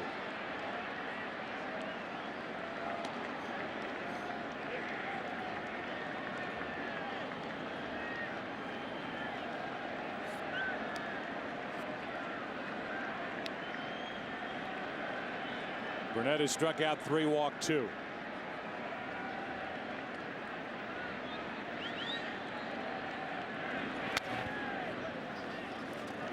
Give you our Coors Light Freeze Cam, brought to you by Frost Brewed Coors Light, the world's most refreshing beer. The right foot of Derek Jeter hit the bag before the throw reached Kendry Morales from Eric Ibar. The call was out. An important call in the bottom of the 5th. Breaking ball gets Kendry Morales looking. Strikeout number 4. And that's out number 1 here in the 6th. Breaking ball on the outside corner to get Morales. You could see Molina setting up outside.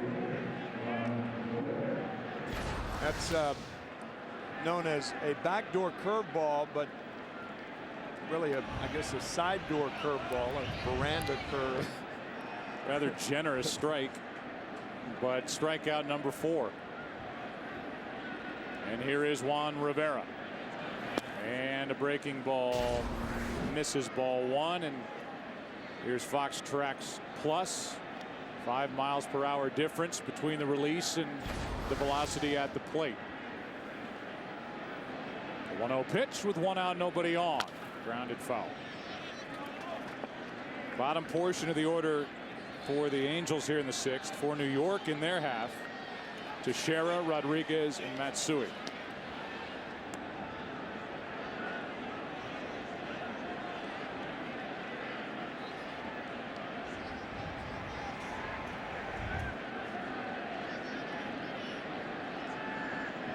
A 1-1. Ball 2.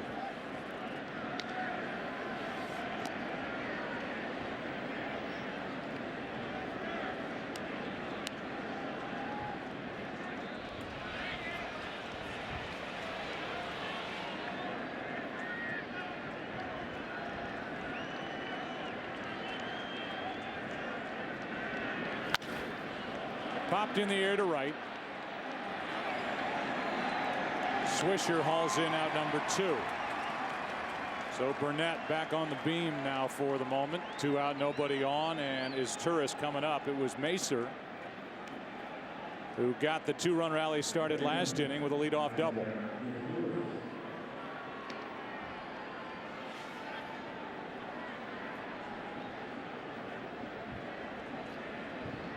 Now 2 for 9 this postseason. Basically in a platoon with Howie Kendrick, who starts against lefties. 100 pitches on the night for Burnett. A 1-0 to his Turris. The wind really whipping around inside Yankee Stadium. Strike 1. Joe, how about the middle infielders on both teams? 2 300 hitters for the Angels, second base and shortstop. And then Robinson Cano and Derek Jeter with over 200 hits this year. First time middle infielders have done that. We have 4 of the best in the business in this game tonight. Yeah, I was surprised to read, looking at the Stats Inc. notes, that Jeter and Cano, the double play combination, each with over 200 hits this season. That's the first time the middle infield duo has gone over 200 hits each since 1887. That's down and in. 3-1 with Napoli on deck.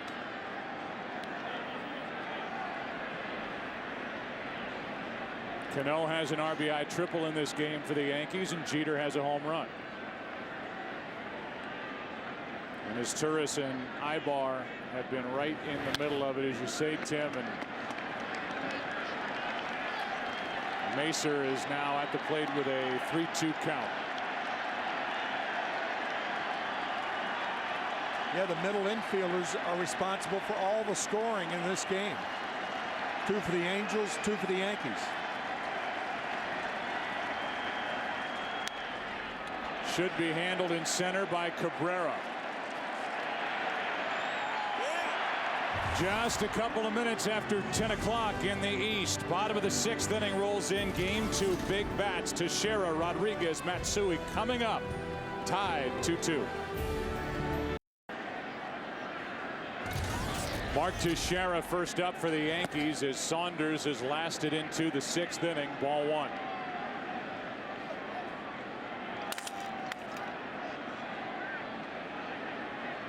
Rodriguez next, then Matsui. Strike 1. What a job by Joe Saunders last inning to get around back-to-back hits by Cabrera and Molina, getting Jeter and Damon. Jeter hitting into a double play that Saunders started.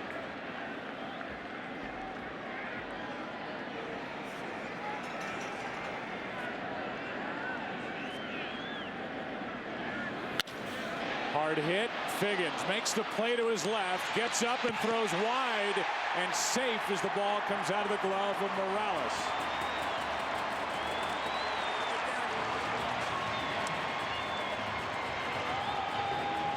Fine play by Sean Figgins to come up with the ball. Kind of slides towards shortstop, but the throw to first base toward the home plate side. And in the process of tagging Teixeira on the rear end, Morales loses the ball. So it's an error on Sean Figgins. We came on the air tonight, Tim, talking about the Yankees taking advantage of mistakes by the opposition. The Yankees get the mistake made in front of an at-bat by Alex Rodriguez. Teixeira on, nobody out. Ball 1. Yankees taking advantage of games 2 and 3 against the Minnesota Twins. Base running blunders by the Twins, and last night defensive mishaps for the Angels. Angels had the 4th best team fielding percentage in the American League this year, just 85 team errors. They've committed 4 in the first 2 games of this ALCS. That'll stay in the park, easy in right field for Abreu. 1 on, 1 out. Rodriguez 0 for 3. The batter will be Hideki Matsui. We're at Yankee Stadium in the Bronx. It's game 2 of the ALCS. Yankees up 1-0. Joe, Tim, and Ken with you. And at the start of the game, 47 degrees, no rain. Down to 46. Feels colder than that. And we keep looking at the Doppler radar. It's getting closer and closer, but still no rain. Here is Matsui, 1 on, 1 out. To the right side, Morales throws out over to first, out with Saunders taking the throw. Brilliantly turned by Kendry Morales, Eric Ibar, and Joe Saunders into the 7th, tied at 2. You may remember last night when we said Mike Scioscia talked about Kendry Morales with that strong arm. That's on the front end. The relay from Ibar was Saunders covering. That was just a terrific 3-6-1 double play. The choreography to that was perfect. Saunders hustling over the bag and taking the throw from Ibar, and now Napoli comes up empty as we start the 7th. Tied 2-2. Jabba Chamberlain and Phil Koch. Righty and lefty getting loose for New York in their pen.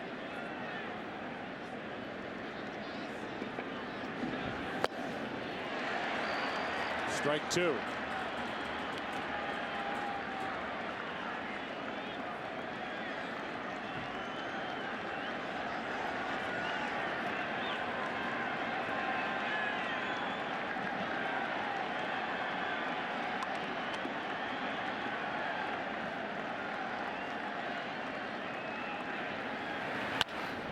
In the air to right, back is Swisher. 1 out in the 7th. Ken Rosenthal is with us, and what a turnaround for Eric Ibar, who's walking to the plate. He's been in the middle of all the action here tonight. Joe, you're absolutely right.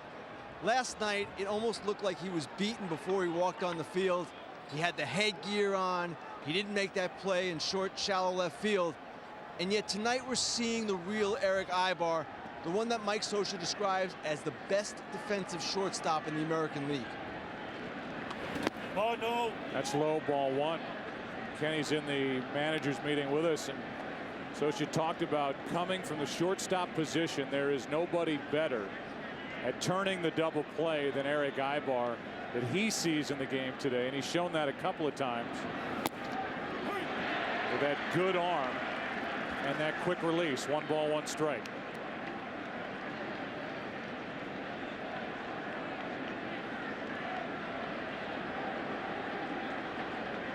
The number 9 hitter gets out of the way of ball 2.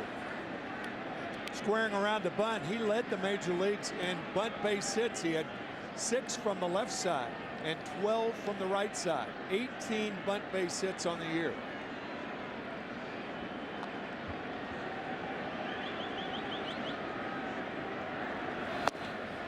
Good pitch, tailing away from Ibar, strike 2.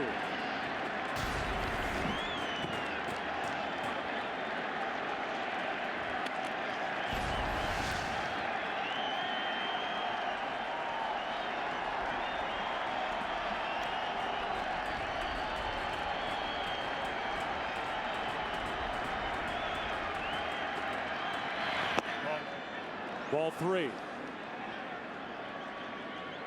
Struggling Sean Figgins on deck.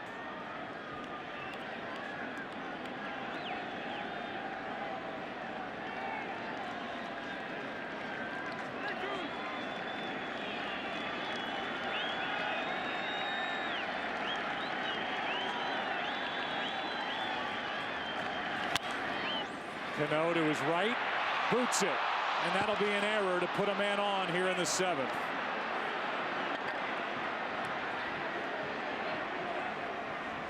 There is a big difference when you make an error and allow a slow runner to get to first base as opposed to a fast runner. Ibar has already stolen 1 base tonight. One of the beauties about playing the right side of the infield, you can drop it and still have a short throw, but that ball trickling behind Cano, and that's going to be all for Burnett. That's the first Yankee error this postseason.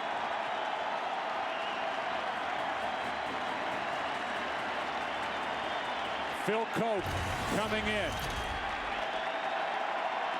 for Burnett.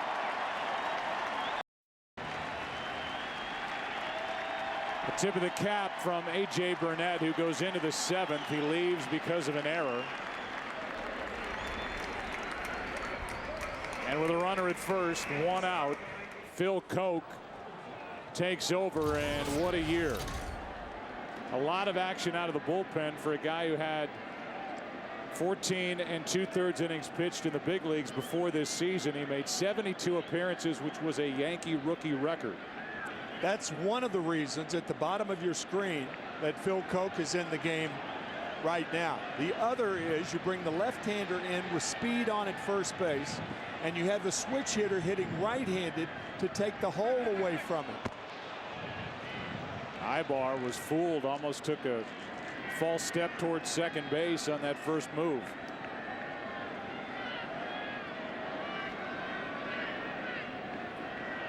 Phil Coke did not have a pickoff all year.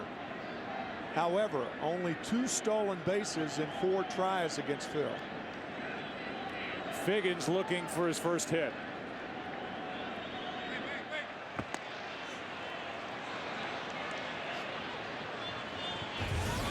Again, Scioscia saying he just needs something to drop in. Figgins maintains that he's getting good at bats, seeing pitches, not getting results. He's 0 for 17. He's been on base twice tonight, been walked and been hit by a pitch.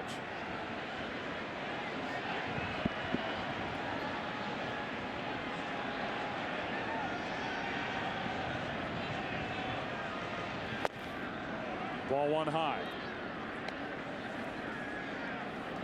Got the switch hitting Figgins up now, and the left-handed hitting Abreu on deck.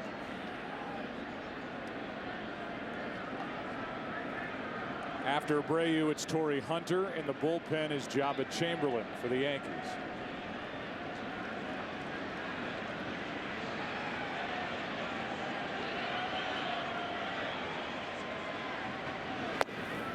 2-0.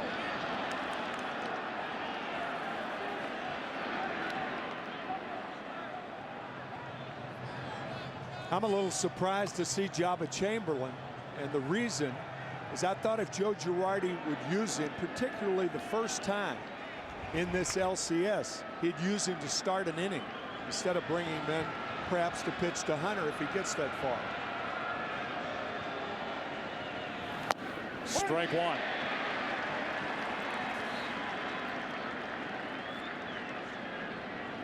With this threat of the imminent rain we keep talking about, who knows how long of a game 2 we're going to have. I mean, if the rain hits like they keep saying it will, we could have this game 2 bleed over into tomorrow. And it would be a strict test and battle of the bullpens. 2-1 pitch. That's the voice of Alfredo Griffin, who's the first base coach, telling Ibar to get back. Well, at least the managers of both teams, their greatest fears have been allayed. They have gotten at least 6 innings, or in Burnett's case, 6 innings plus, out of their starting pitchers. That's ball 3.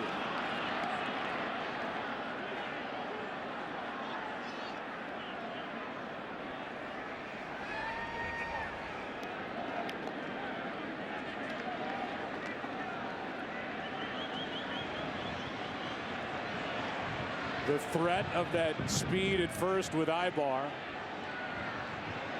Koch has run the count to 3-1 at the plate. And now walks Sean Figgins to put 2 on with only 1 out. So an error and a walk. And a visit from Dave Island.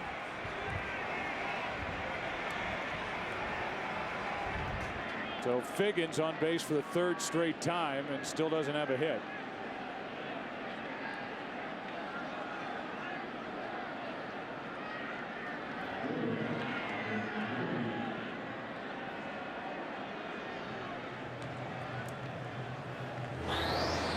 Game 3 will be Monday, an afternoon game out west. 1 p.m. Pacific on the air, 4 o'clock Eastern here on Fox. And a matchup of Andy Pettitte for New York and Jared Weaver for the Angels.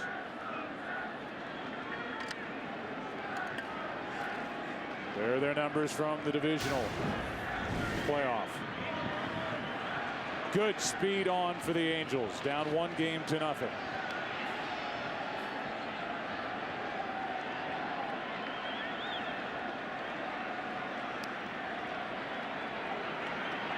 Bobby Abreu at the plate, 2 on, 1 out. Strike 1.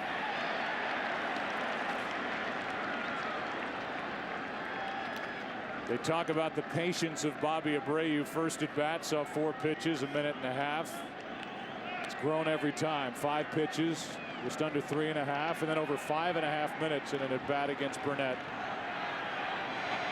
in the 5th. But he's still hitless. 0 for 7 in this ALCS.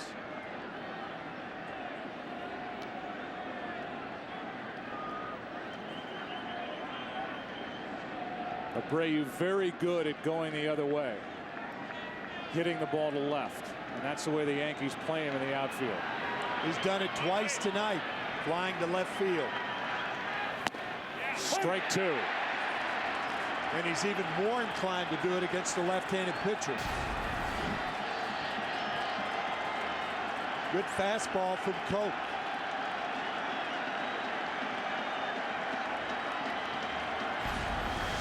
Should be the last hitter for Phil Koch, with Hunter next and Chamberlain in the bullpen.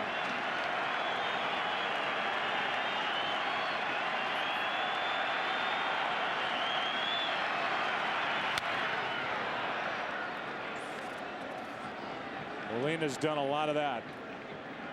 Go out and talk. First to Burnett, now to Koch.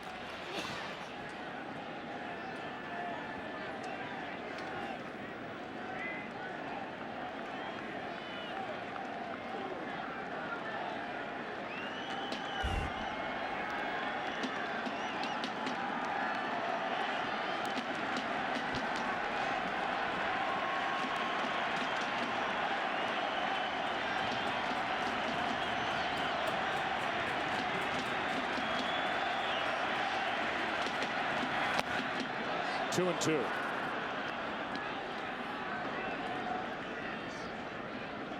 A lot of fastballs so far to Bobby Abreu. All of them have been fastballs.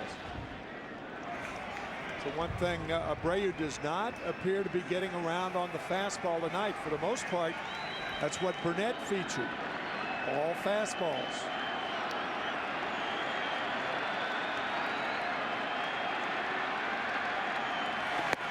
Two out. That was the slider, and a beauty. Boy, you talk about a good hitter being set up well. What a job by Phil Coke. 6 pitches. Fastball for a strike. Fastball inside. Fastball for a strike. Fastball fouled away. Fastball inside, and the slider gets it.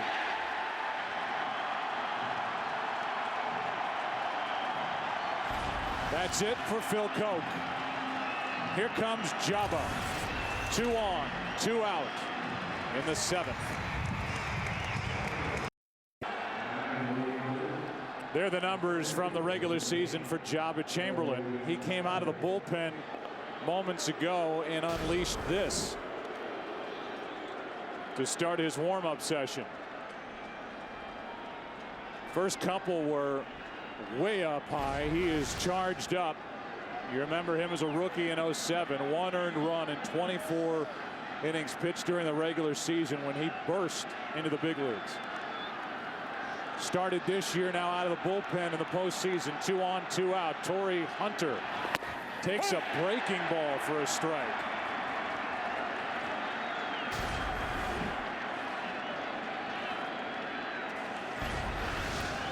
Fastball, slider. That's what right-handed batters can look for. How about another?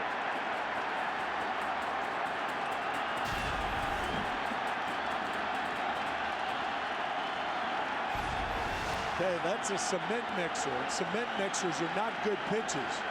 Really, both of those sliders from Chamberlain, he got away with 2 to Hunter. Well, I don't think Hunter was expecting it. No, he was looking straight heat. Right. And he didn't get it. What'll it be on 0-2? Cement mixers are sliders with a big eye on them.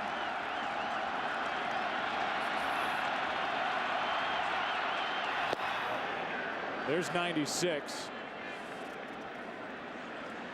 Ball 1. New York will have Swisher, Cano, and Cabrera in the bottom of this 7th inning in what is now a 2-2 game. 2 on, 2 out. 1-2 the count.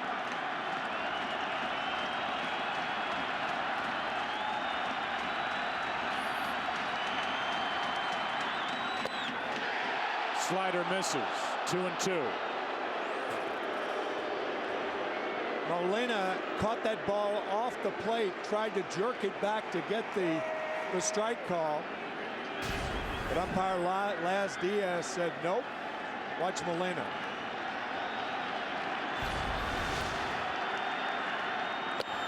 From 0-2 to 3-2. And 4 sliders during this at bat. Not one of them very good slider, and the count's full. Yeah, the only fastball he's thrown is on that 0-2 count. If you get beat in this situation, you want it to be with Chamberlain's best pitch, and his slider is not as good as this fastball. So Molina wanted to talk again, and the count full to Hunter. Chopper, Jeter, that'll load him up. Jeter had no play at first. It was slowly hit, and now it's up to Vladimir Guerrero. An infield hit for Torrey Hunter, his 2nd hit of the night. Jeter immediately looking toward Ibar at third base, hoping to catch him rounding the bag like he did Nick Punto of the Minnesota Twins in Game 3 of the LDS. Another slider. All but one pitch that Chamberlain threw Hunter were sliders.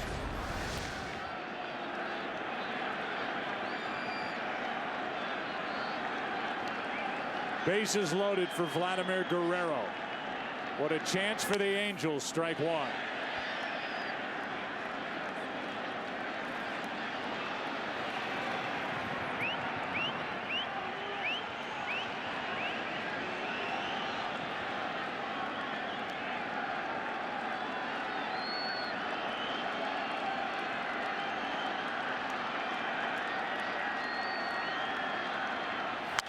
Strike two. Second time in this game, Vladimir Guerrero's been up with the bases loaded. He has the last Grand Slam hit during the postseason for this Angels organization. Home plate umpire Laz Diaz coming out to Molina and saying, Jose, that's enough. So many visits. Molina has been a human rain delay tonight. The 0-2.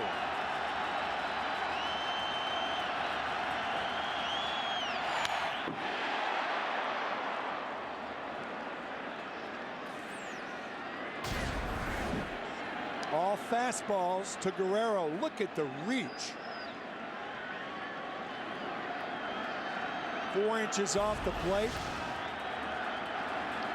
Guerrero will almost swing at anything in this count.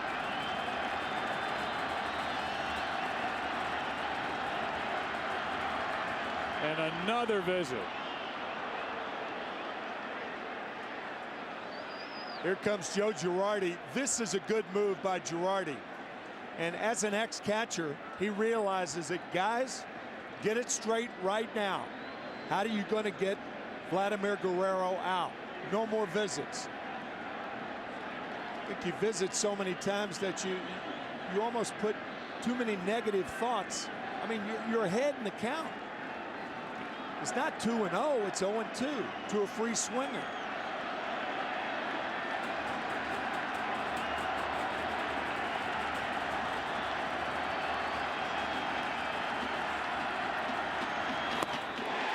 Inning over.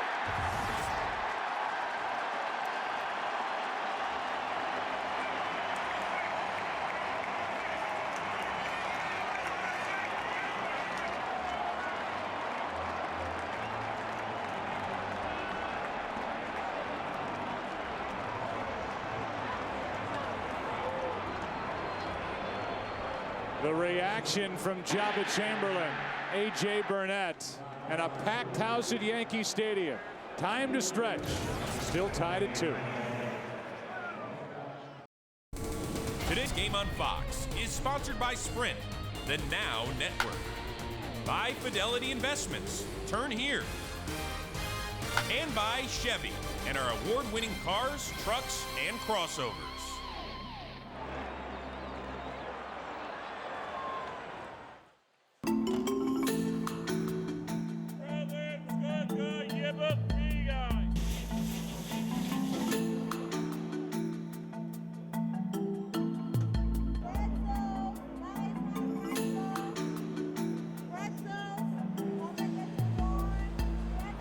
What a pleasure it is to work with this crew at Yankee Stadium here on Fox. We go to the bottom of the 7th inning. We give you our Verizon game summary. What a night. Yankees led 1-0 on an RBI 2-out triple by Robinson Cano. Jeter made it 2-0 with a shot in the 3rd. Angels went to work, getting 2 in the top of the 5th. Ibar with an RBI hit, then 1 scoring on a wild pitch. We've had plenty of action since, but no more runs. Tomorrow, Fox NFL Sunday, the Giants head to New Orleans to battle at Saints, 2 undefeated teams. Eli Manning, Drew Brees. Pregame starts at 12 Eastern, 9 a.m. Pacific. The other matchups, Lions and the Pack, Panthers and Bucks, Rams, Jaguars, Eagles and Raiders, Cardinals and Seahawks. Check your local listings for the game and start time in your area as Phil Hughes gets loose. Bottom of the 7th. Nick Swisher first up, and who's still on the mound? Joe Saunders for the Angels. What a start he's turned in.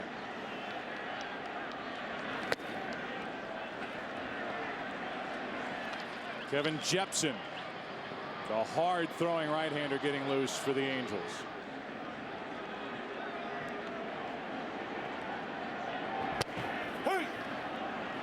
Ball and a strike on Swisher.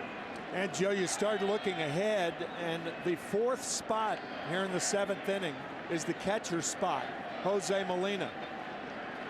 So you can bet that Jorge Posada is getting a bat ready in the Yankee dugout, or already in the cage the last half inning. The cage is the batting cage. Here's a base hit to left by Swisher.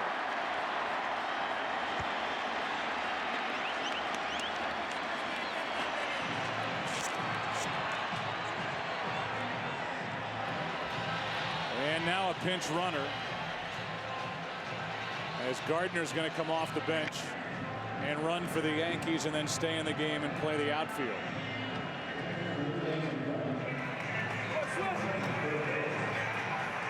Here comes Mike Butcher. If the Angels want to make a pitching change, they may hold off and leave the lefty Saunders in the game to face Cano. That's exactly right.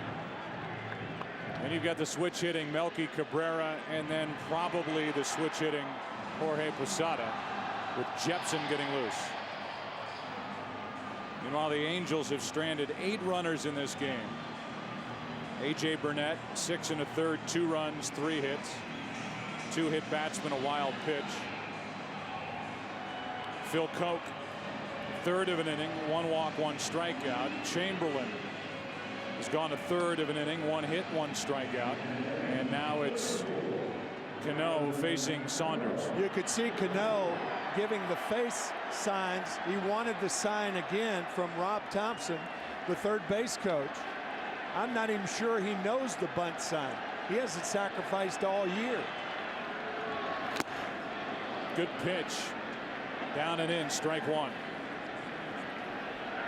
Cannot help but be impressed with the work by Joe Saunders here tonight.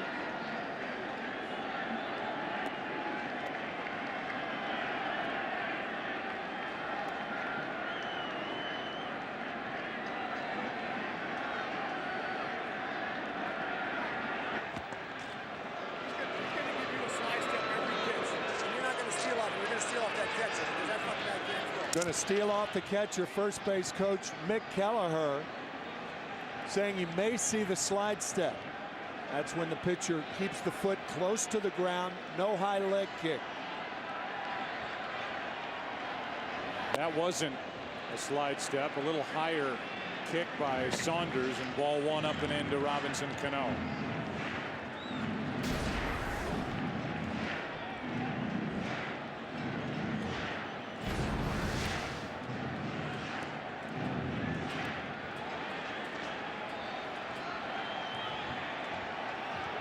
Gardner started this season as the Yankees' everyday center fielder, stole 26 bases. That's foul. Strike 2. We talked about it early in the season, and the attitude by the guy on deck, Melky Cabrera, basically lost his job early in the season, didn't complain about it, didn't mope, kept coming to the park early, kept working hard, and eventually took over as the everyday man in the outfield.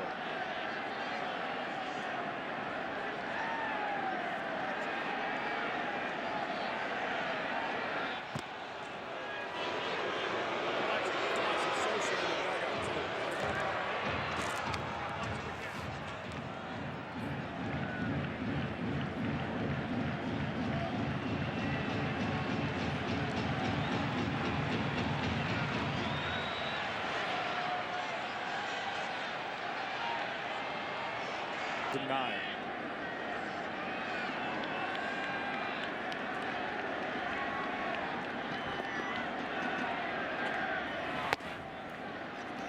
A ball and a strike. The Angels in the 9th will have the top of their lineup: Figgins, Abreu, and Hunter.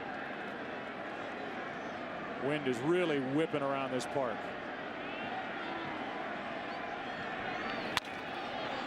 Little chopper to second base. That ball was almost mishandled by his tourist. He got the glove down. Jepson, an uneventful 8th inning. 9th inning now. Game 2. Tied at 2. Jorge Posada stays in the game, does the catching. 9th inning now for Rivera, who threw 1 pitch and got Ibar on a ground out to end the top of the 8th. Brian Fuentes, the closer for the Angels, is getting loose. Top of the order for Mike Scioscia's team. And that means Figgins. And that's strike 1 from Rivera. Joe, you and I were talking between innings and reminded of that article the other day in the Orange County Times where Sean Figgins said the way to get on against Rivera is don't swing. And he takes the first pitch. He swings here, and this is a little flare to left, and there's Damon with a catch. The 35-year-old can still cover some ground. 1 out. And positioned properly, too. In far enough to give himself a chance to make the catch. Good play. What a game.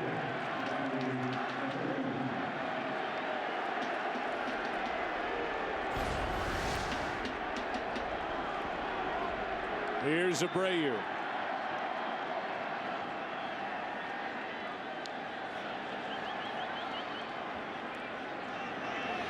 Strike 1.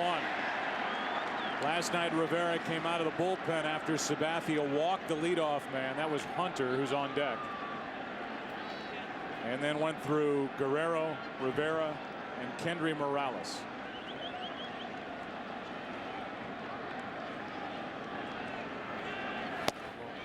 Ball 1. The Yankees in the 9th will have Teixeira, Rodriguez, and Matsui.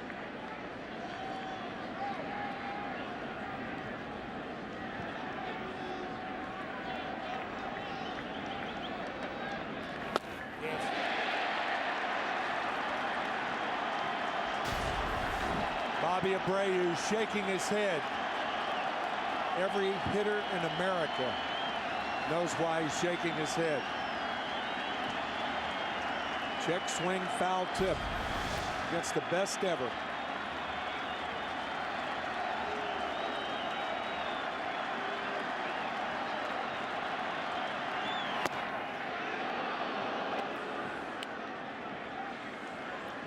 Pinpoint control most of the time for that cutter of Mariano Rivera. Great late movement.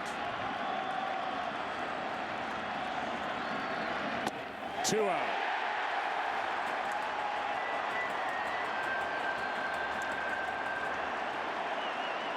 The combination of Abreu and Figgins. Hitless tonight. Hitless in this ALCS. Just a perfect pitch.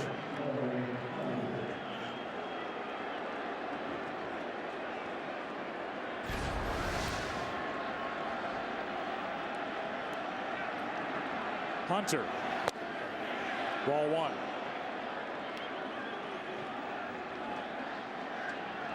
Already 3 outs picked up by Rivera, and he's only thrown 9 pitches. It includes a strikeout.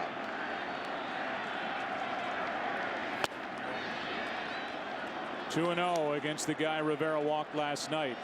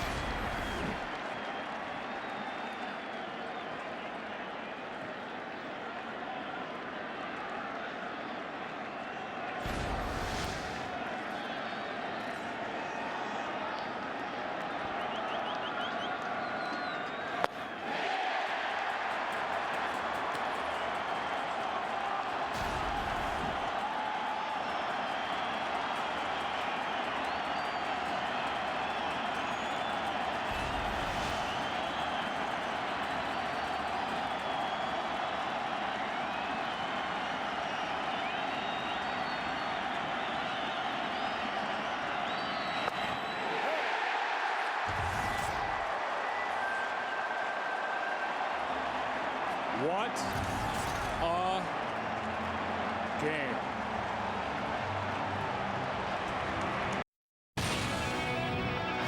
For the Yankees, best in baseball. 51 come from behind wins this season. 28 wins in their last at bat. 15 walk-off wins. And how many pies in the face?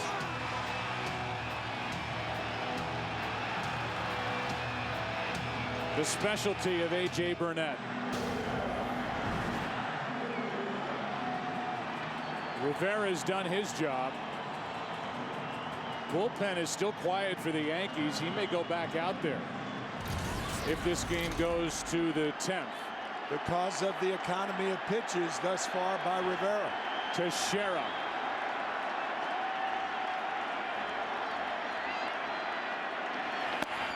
Strike one from Jepson. Rivera has thrown only 13 pitches through an inning and a third. I know that looks like snow, but it's rain. This defensive shift brought to you by X. Relearn life without cigarettes. Free at becomeanx.org. Left side of the infield wide open. 2-1 from Kevin Jepson.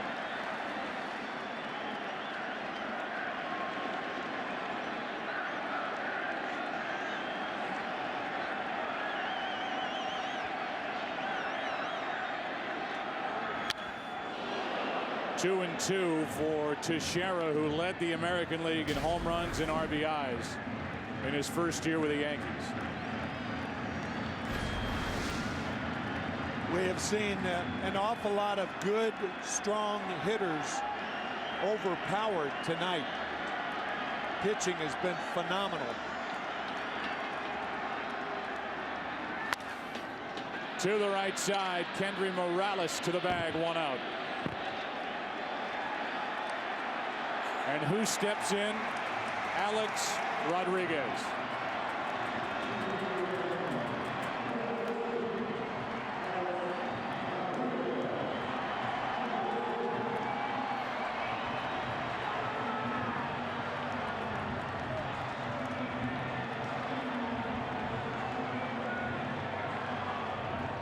Late home runs in games 2 and 3 of the division series against the Twins.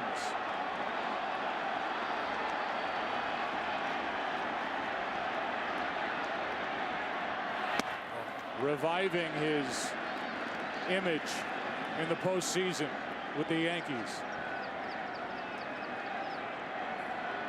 Number 8 on the all-time home run list with 583.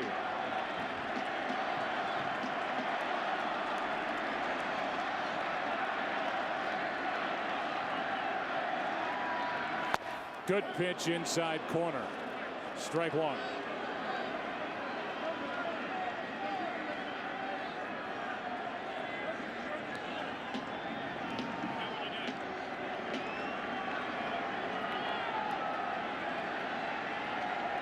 More home runs for Rodriguez against the Yankees, rather against the Angels, than any team. 67. Riding fastball, ball 2. Pitchers try to pitch him inside to keep him from extending his arms. When he can do that, once again, great power to right center and center field. Tremendous power to those areas. Left side and the high hop for Sean Figgins. 2 out. And the batter will be Matsui. Once again, the Coors Light Freeze Cam brought to you by Frost Brewed Coors Light, the world's most refreshing beer. And the catch by Johnny Damon to rob Sean Figgins to start the top of this 9th inning.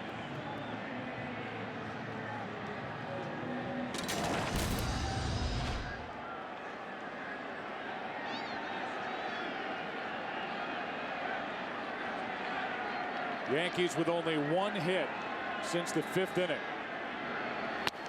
Hey! Strike one to Matsui, 0 for 3 tonight. The 3, 4, 5 hitters for the Yankees, 0 for 11.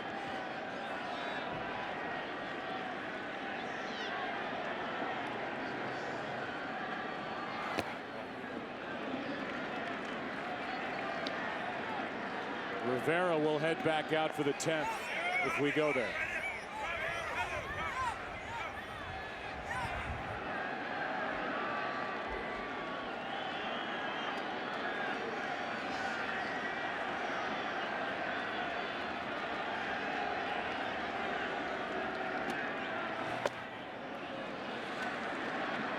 Ball 2.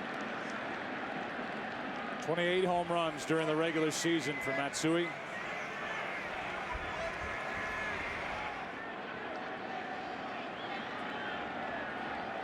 Won this postseason.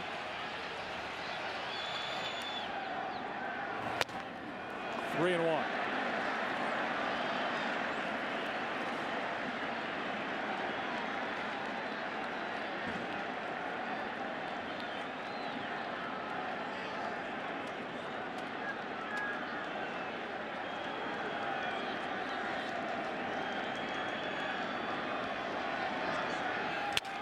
Broken bat. Base hit.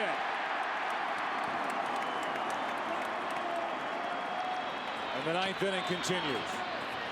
And a pinch runner for Matsui. It's going to be Jerry Hairston. This ball off the trademark. Actually, Freddie Guzman is going to be the pinch runner. Remember Joe Girardi saying the Yankees needed 2 speed guys. They have Brett Gardner, 1 speed guy who's already pinch run, and now Freddie Guzman. So look for Guzman to try to steal a base. And the 2 speed guys are involved here with Brett Gardner at the plate. Guzman just added to the active roster for this round of the playoffs on at first. For this reason.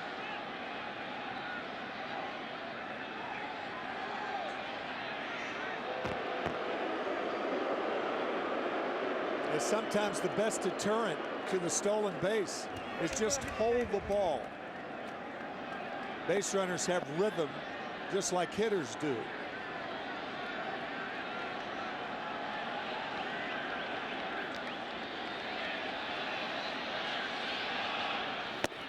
Hey! Strike one.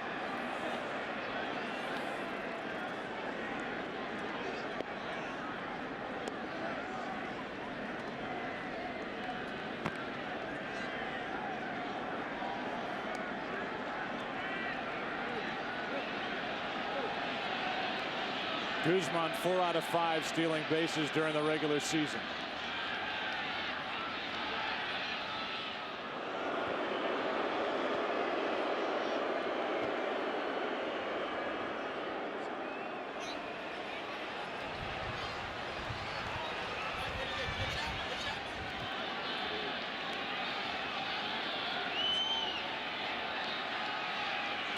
Gardner hit .270 during the regular year.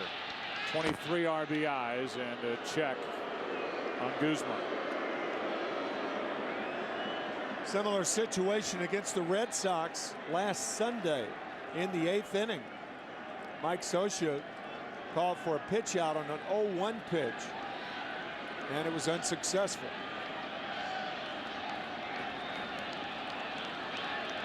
Little bigger lead. There he goes. And a ground ball, base hit into left.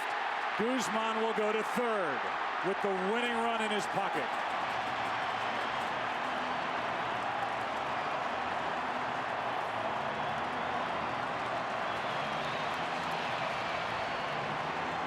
Since you can bunt for a base hit like Gardner can, that brings the third baseman in and allows hits like that to go through.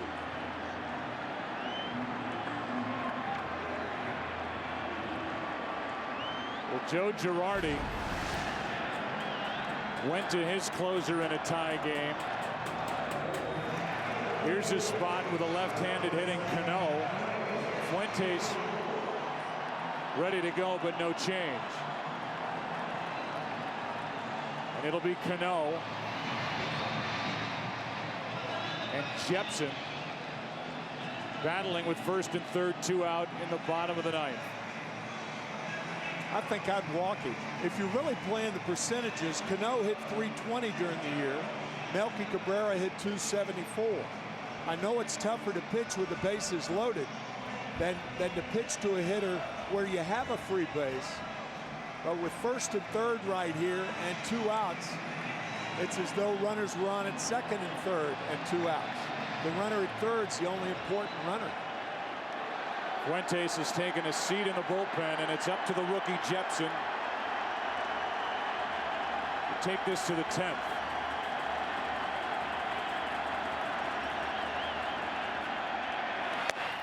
Strike one as Gardner, who chopped the base hit, takes second. Not insignificant. It takes the force out away up the middle.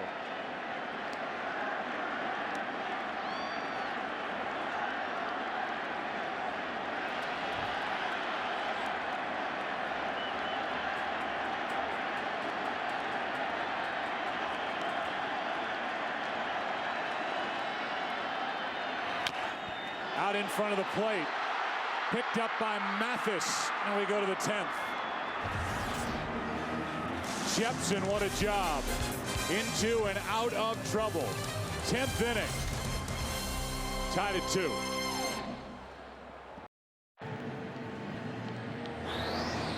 We look ahead to game 3. It's hard to.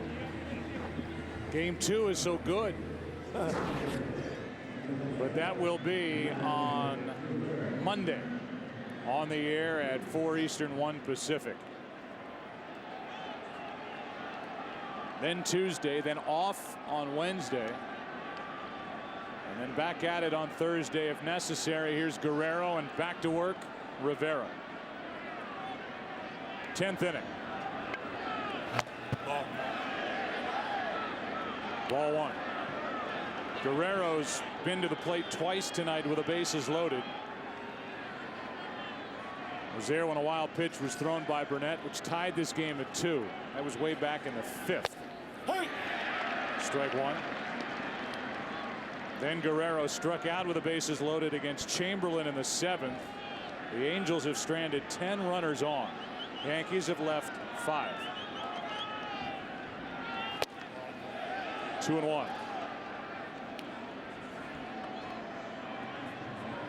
Aceves is getting loose for the Yankees on this cold night. Fuentes and Darren Oliver getting loose for the Angels. That's into right center field, falling in a hurry, and a leadoff base hit for Vladimir Guerrero to start the 10th. One of the reasons that ball dropped is that the Yankee outfielders, particularly Brett Gardner, was in a no doubles defense, and when outfielders get in that type defense, they play much deeper.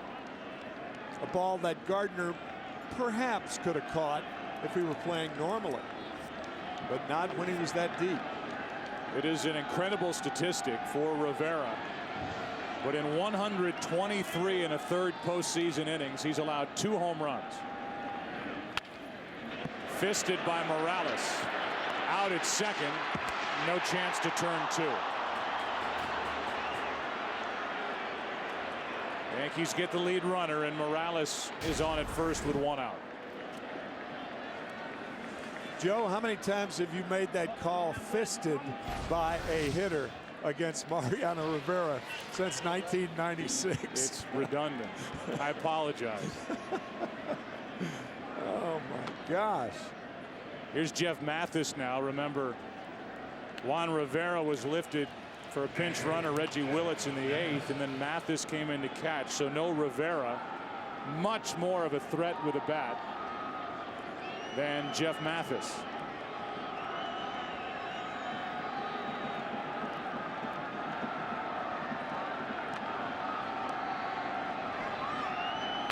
And a bunt in the air, caught by Rivera with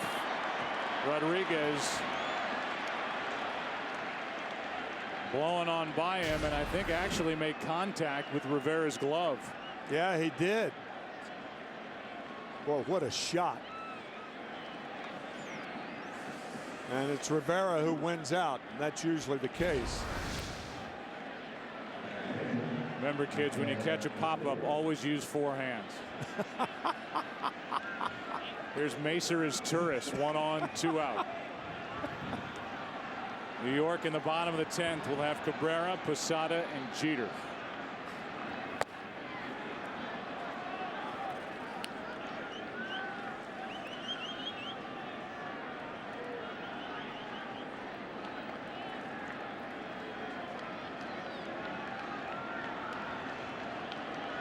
His Turris has a hit tonight, and he's tied up. I've said that a lot, too. 1 ball, 1 strike.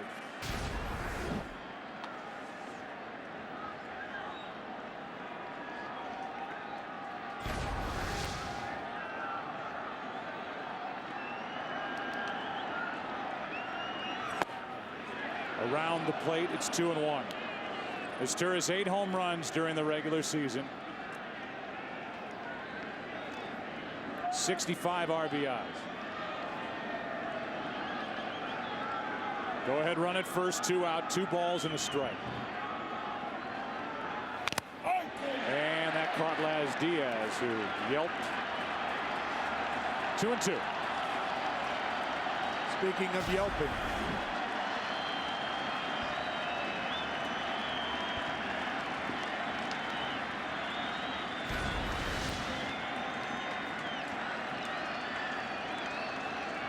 "17 pitches last night in Game 1 for Mariano Rivera.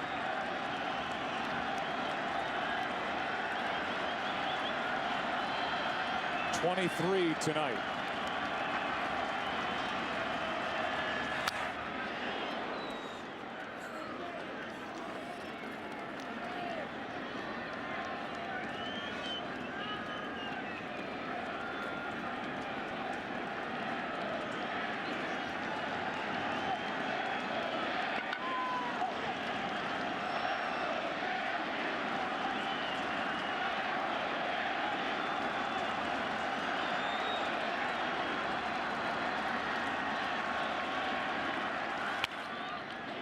In the air, shallow center. This ball is caught by Cano. And in a game the weather people said wouldn't happen, would be rained out, we're witnessing a gem. Game 2 ALCS back after this from your local Fox station.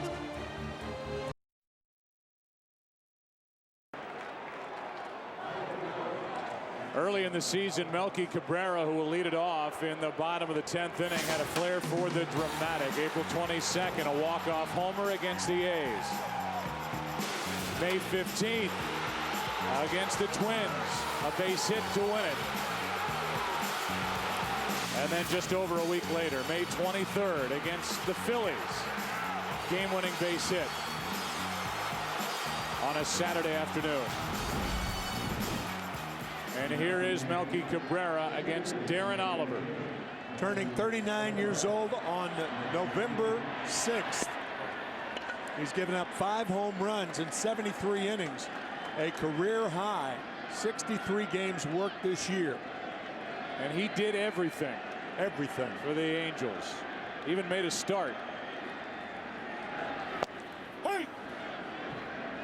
There are some who will tell you on the pitching staff he is as valuable as anybody the Angels have. 5-1, 2.71 ERA, 73 innings, only 61 hits. He's been at it a long time. First year in pro ball was 1988. Came up with the Rangers in '93. Then with the Cardinals, back to Texas, Boston, Colorado, Florida, Houston, all over. 3-1 on Cabrera.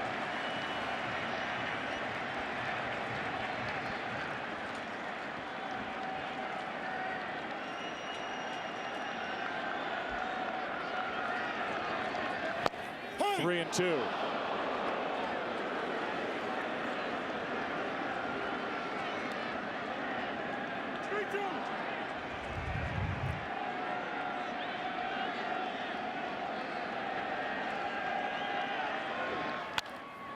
Little pop-up down the right field line, slicing foul.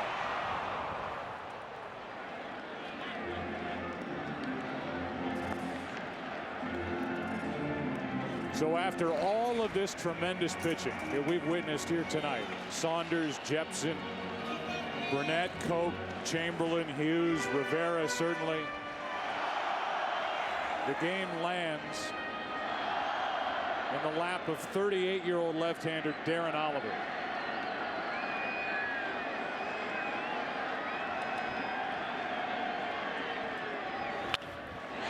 In the air to right center. That ball is falling for a hit. Uncharacteristically, Torrey Hunter did not pick that ball up right away. Cabrera jammed with the fastball. And once again, Hunter, like Gardner, was playing in no doubles depth and plops it in front of Torrey Hunter.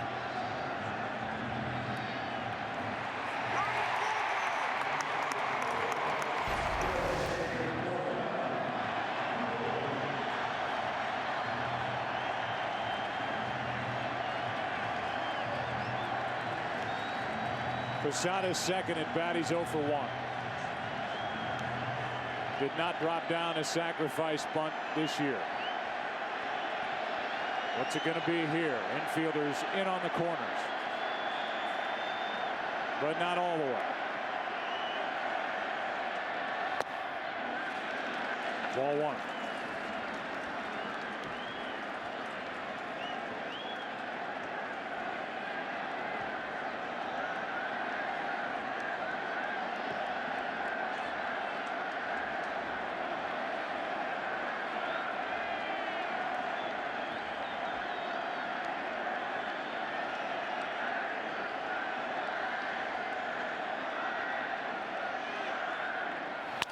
Broken bat. Can the Angels turn another? Yep. Oh, now safe at second. And here comes Mike Scioscia. Flying out of the dugout is Eric Ibar. Can't believe the safe call by Jerry Lane.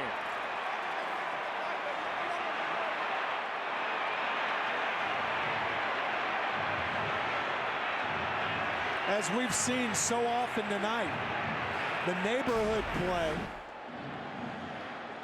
is in vogue at second base. Now, he may be straddling the bag, but he straddled the bag all night. So I think Mike Scioscia's argument here is, why call it now? You haven't called it all night. You can hear the infielder saying, that's unbelievable. That is typically a call that isn't made. No. They will give, as odd as that may seem to viewers or the casual baseball fan, they will give that play at second base. Always. But technically speaking, Ibar never touched the base. And from what was a routine double play ball, and Ibar had time to touch the bag, they had Posada by a mile at first.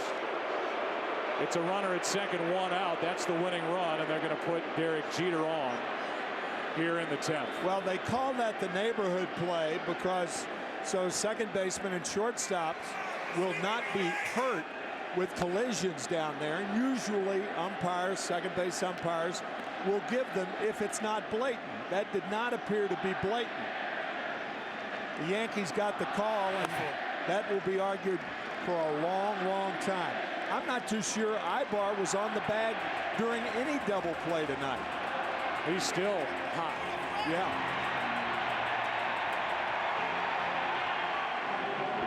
And in my view, he should be. Yeah, I agree, because when you see the save call on plays like that, it's on a flip or a toss that's wide, pulling the middle infielder off the bag. Right. That was a routine play. That's right. It's 2 on with 1 out for Johnny Damon.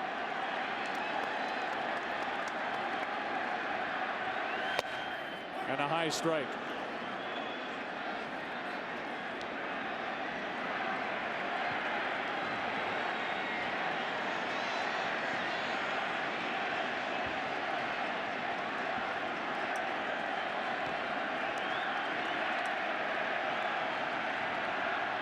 The 0-1.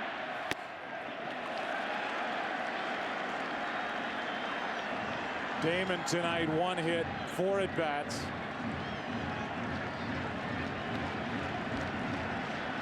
It started with a leadoff flare hit to center by Melky Cabrera.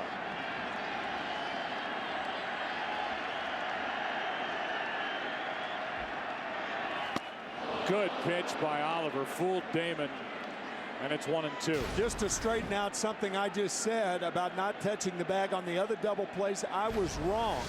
Our crew went back and checked all the double plays, and on every double play, Ibar touched the bag.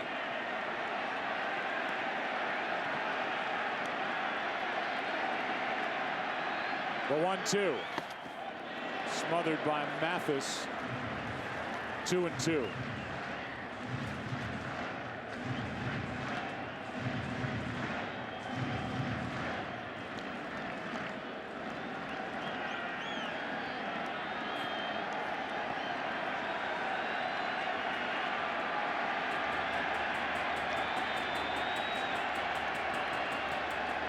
Damon with a chance here in the 10th. Full count.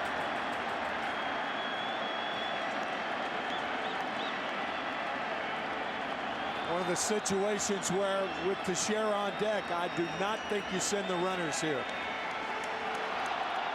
Too great a chance for a strikeout.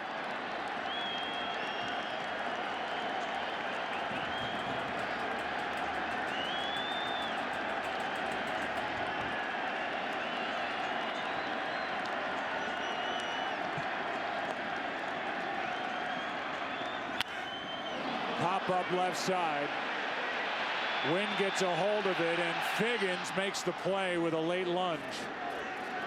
2 out.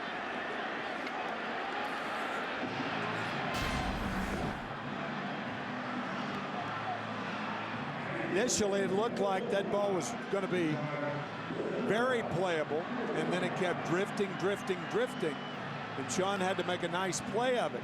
A little body language from Damon. Ineffective. He was in the bottom of the 11th batting right-handed in game 2 of the division series when Teixeira hit a rocket home run. It took 2.88 seconds to jump out of the park to beat the Minnesota Twins down the left field line just over the wall. He has a chance here to end a long, exciting night of baseball. Ball 1 upstairs.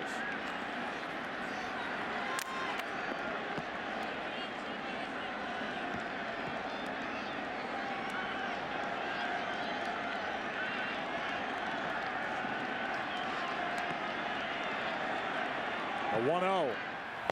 Hey! Strike 1. If Darren Oliver can get around that call at second base and get out of this, keep it a 2-2 game. What an accomplishment for this 38-year-old left-hander. A 1-1. Strike 2. He can make that call at second base. Academic. And a footnote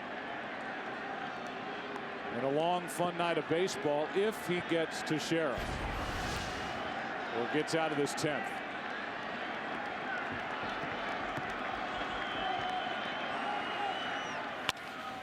To the shortstop Ibar. What a job by Darren Oliver. Still shaking his head is Eric Ibar on his way back to the dugout as we go to the 11th. There's the play at second. Academic now still tied at 2 in game 2.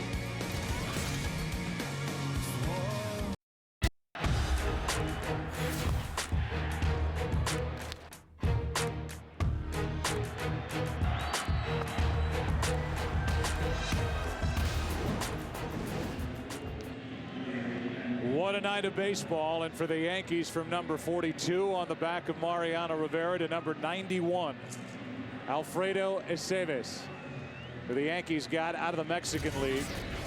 He's pitching in Monterrey, where the Yankees got him for the 2008 season, and in 2009 went 10-1, made one start, but those victories racked up out of the bullpen. A 3.54 ERA, 84 innings, 69 hits. Here's Gary Matthews Jr. That skips in, ball one.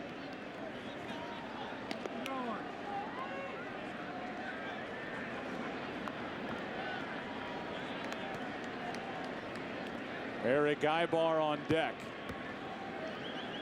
Matthews struck out back in the 8th on 3 pitches from Phil Hughes.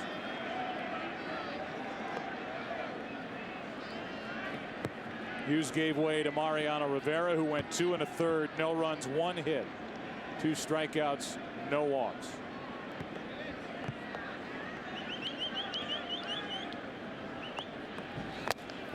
On the inside corner, late movement. It's 2-1.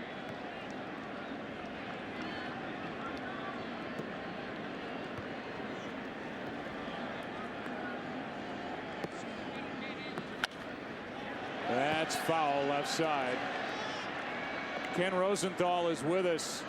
Ken, this would be a bad time to lose your umbrella down there at field level. I didn't exactly lose it, Joe. It just broke on me. But yes, the rain is definitely coming down harder now. And on that foul pop that Sean Figgins caught, it was coming down hard and cold in his face. All the more impressive. All right, stay dry. Do your best. Quit buying your umbrellas from street vendors. 2-2 pitch is fouled away. Seems like a simple thing, but a lot of times even routine pop-ups, you look up and you think there are thousands of balls coming down. Counts 2-2 on Matthews Jr. And now a full count. Gary, 4 home runs during the regular season. His career high was his final season in Texas when he hit 19, hit .313. Signed a big deal with the Angels. It hasn't worked out. You could make a lot of Angel fans happy with something big here.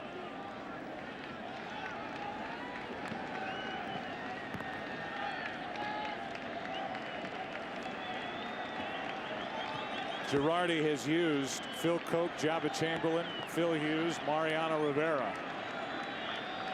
Now Aceves, who gives a leadoff walk. And now with Ibar coming up, we'll see how the Angels want to play it. You know, the bad call in that situation and the bad pitch, the 2-2 breaking ball. With the count 2-2, there's no sense in trying to get your first breaking ball when you come in the game over. That's after the foul ball, and the next pitch was a breaking ball in the dirt, and then he fouled one off and then walked on the 3-2 pitch. Here's Ibar, who was involved in that call at second base.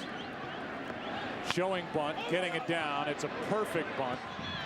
The sacrifice is good as Aceves feeds Cano at the bag. So score at 1-4, down to second. The go-ahead run, Matthews Jr. as Ibar does his job. Damaso Marte gets loose, a lefty. With Figgins coming up. And then Abreu. And Angel fans thinking, what a terrific time for Sean Figgins to get his first hit of the postseason. Closer for the Angels getting loose, Brian Fuentes, who led the league in saves.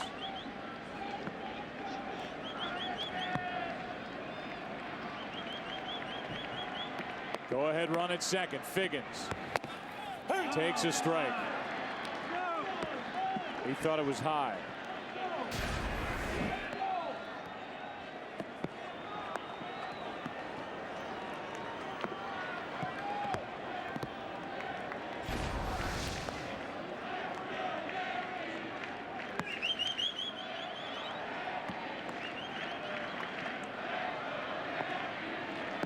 Figgins drove in 54 runs during the regular season.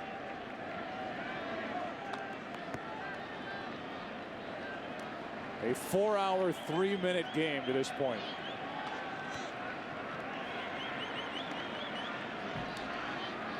The 0-1. 0-2. Obviously, every Angel fan is glad that call at second base didn't help to determine the outcome, but I think any baseball fan appreciating what we've seen here tonight in Game 2 of the ALCS has to be relieved that that call at second base won't really factor in. You're right. I agree with that. This game's been too good for that. Yeah.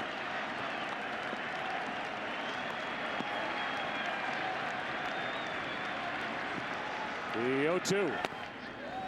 High, and Posada was crossed up.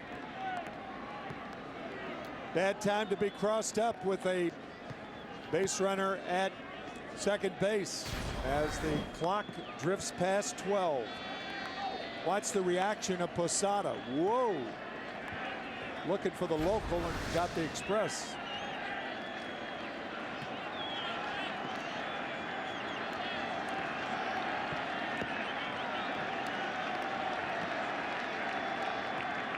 The 1-2.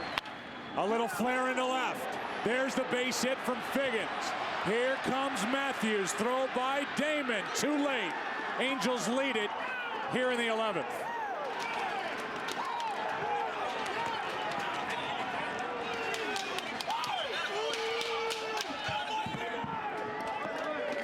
A leadoff walk followed after the bunt by the first hit of this postseason for Sean Figgins.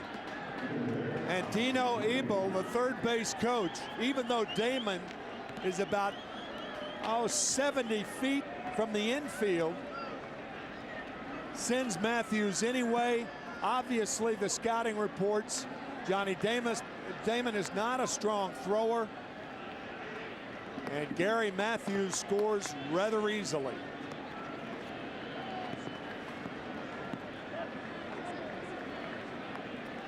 So it's 3-2 Angels.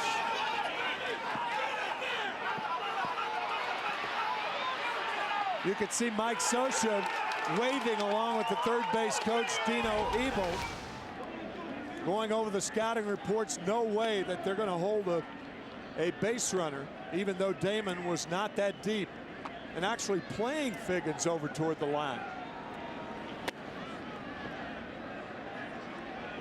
The intentional pass to Bobby Abreu to bring up Torrey Hunter.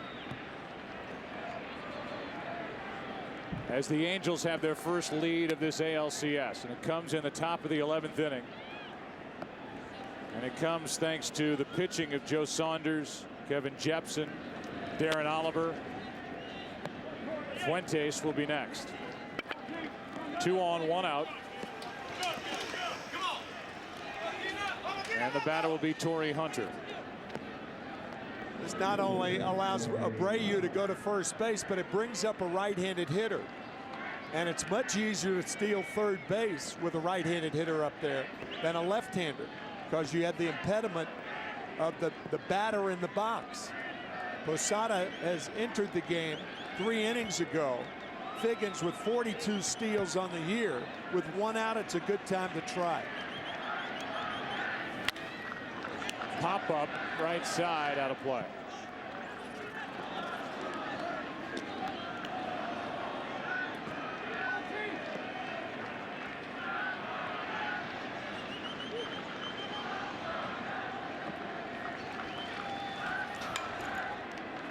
It was Aceves getting the call out of the bullpen.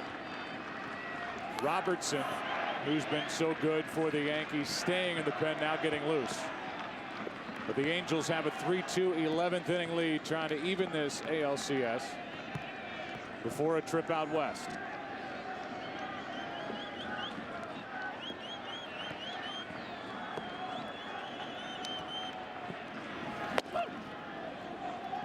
1 ball, 1 strike on Hunter, who has 2 hits and a walk tonight. The Yankees in their half of this 11th will have Rodriguez to lead it off. And there's Robertson. Here's a 1-1 to Torrey Hunter. Good breaking ball, strike 2.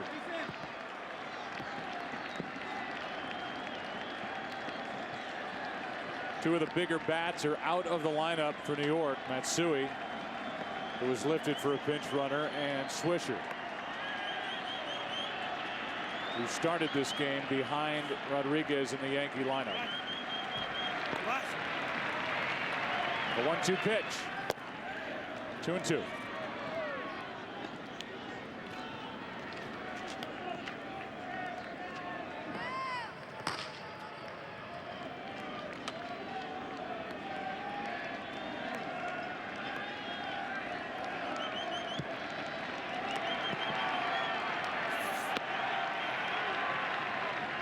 Breaking ball hit to third. Rodriguez to second, out. Cano to first. Double play. Bottom of the 11th. Sean Figgins finally breaks through. He puts the Angels on top in game 2. 3-2.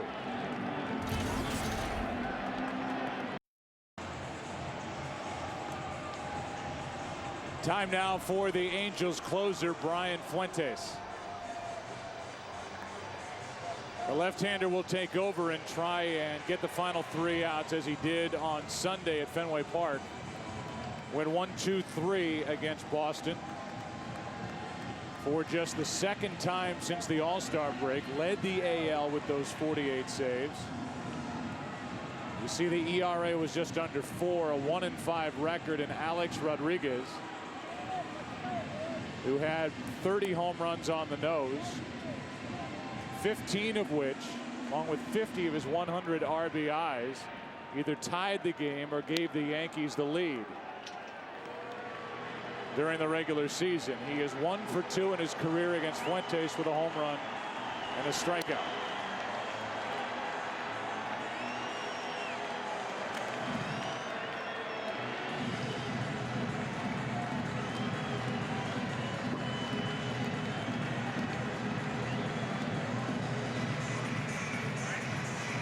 After Rodriguez, Freddie Guzman instead of Matsui, and then Gardner.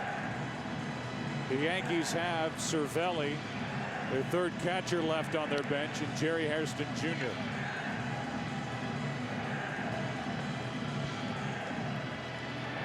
And unless A-Rod gets on there, if A-Rod gets on first base, I would imagine Guzman will stay up there to try to bunt him over. If not, I would think Hairston would be the hitter for Guzman.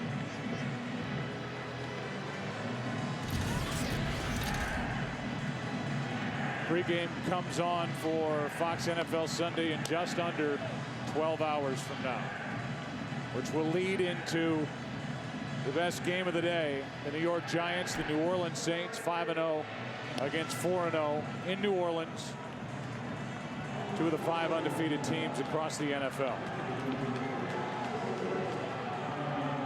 A Justin Tuck jersey here at Yankee Stadium, and here's Alex Rodriguez.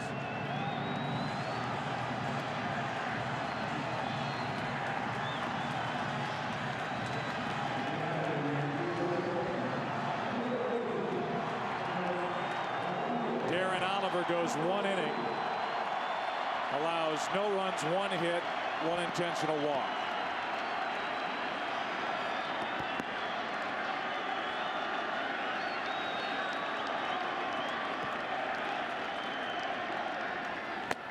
A high strike.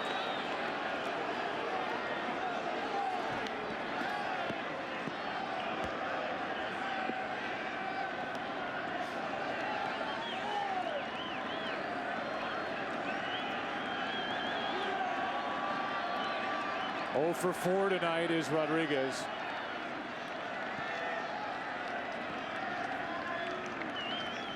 Strike 2.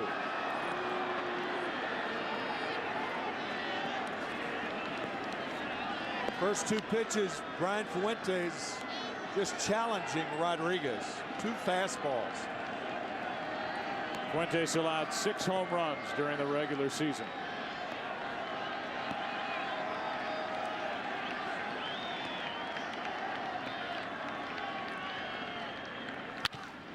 In the air to right.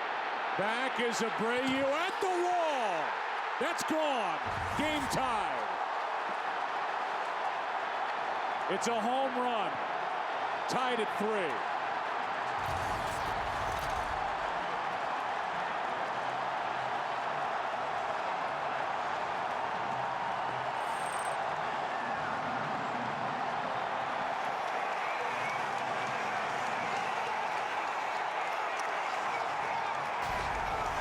He did it again. Careless pitch from Fuentes. Tie ball game.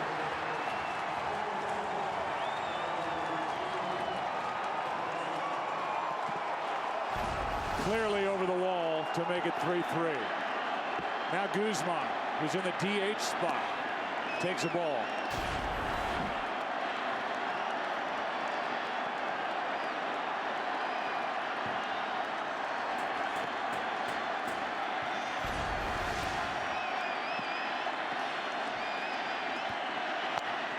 Strike 1. Fuentes furious with himself on an 0-2 count. That Bobby Abreu, had that ball landed in his glove, the ball would have taken the glove over the fence. The glove almost went off of his hand. Strike 2.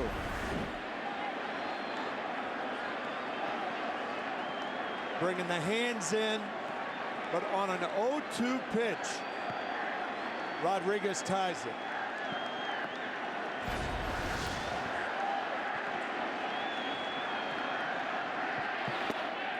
And the first out in the bottom of the 11th. The 3 pitches to Alex Rodriguez. He took the first fastball. He took the second fastball.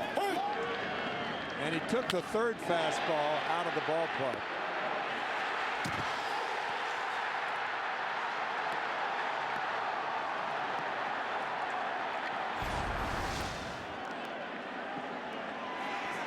For Rodriguez, after his 5-for-11 series against the Twins with 2 home runs,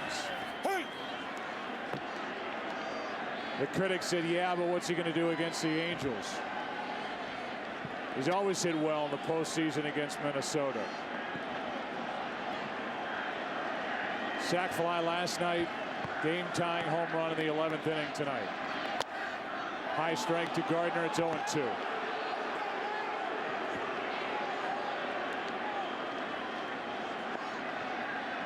That was home run number 68 against Angel pitching for Alex Rodriguez, the most by any active player against any team.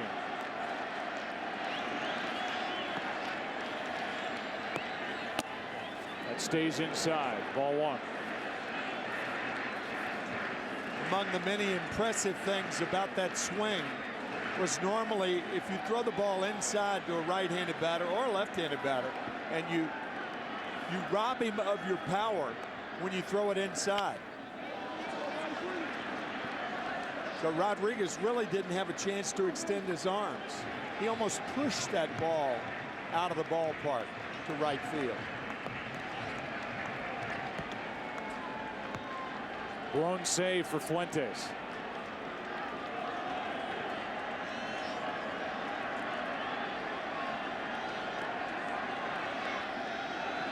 Breaking ball stays inside. 2-2.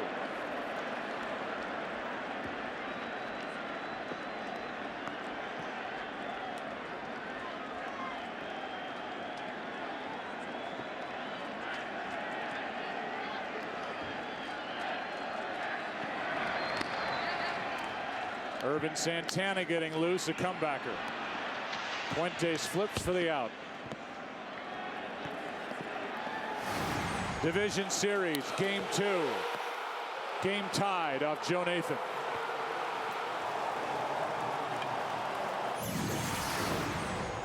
Game 3 off Pavano.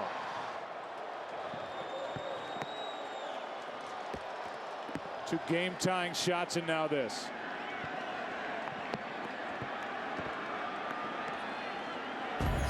On a raw night with the wind swirling, able to get it out the opposite way without, as you said, extending his arms entirely. Cano with 2 out, nobody on.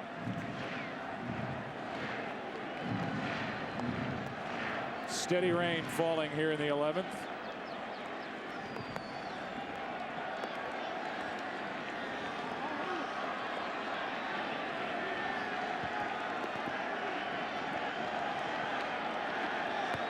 The 0-1. Strike 2.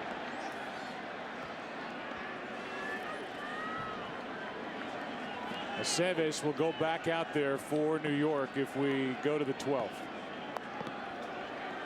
Bullpen mound for the Yankees is covered with a tarp.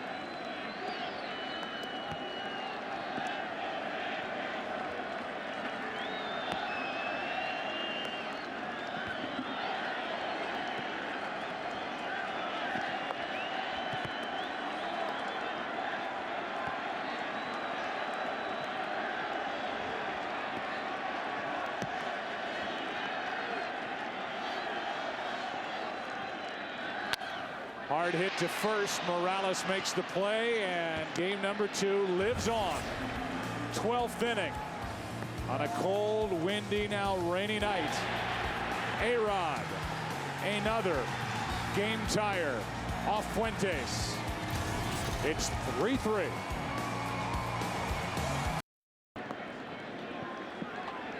Alex Rodriguez with a leadoff home run in the bottom of the 11th. Rain picks up a bit. Some fans have left even what is one of the better postseason games, Tim, you and I have witnessed in a while. Oh, man. Tell him. Said everything. Pitching, defense, little controversy. Home run, weather.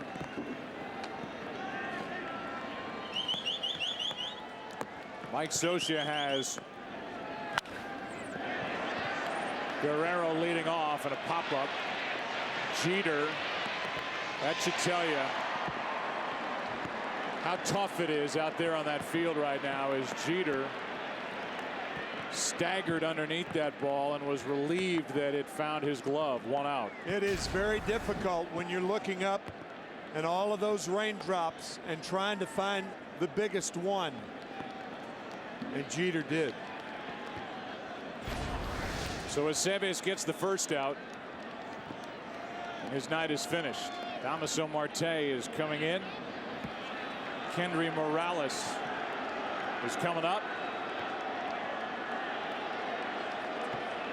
And the 7th pitcher of the night will step to the mound for the Yankees.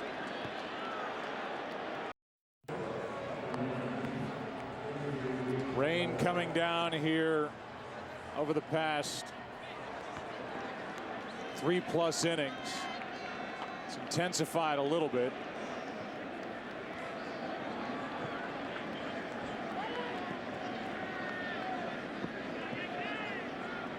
Here's Kendry Morales taking on Marte. Some question coming into this round of the playoffs whether Marte would stay on the active roster or Brian Bruni would be added to the list. Joe Girardi wanted to keep another left-hander to turn somebody like Morales around and make him bat right-handed. 2 quick strikes. Only 4 right-handed home runs by Morales of his 34 hit this season.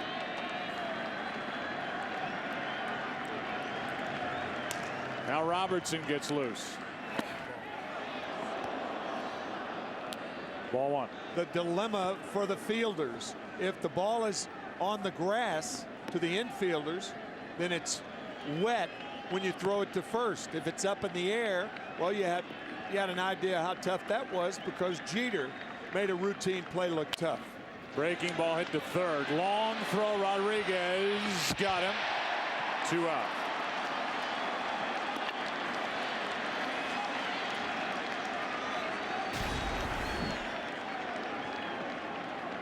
Battling the elements is everyone.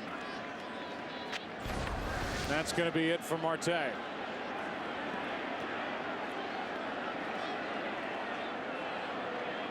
He goes a third of an inning, gets a ground out. Here comes Robertson with Mathis coming up. Top of the 12th. Tied at 3.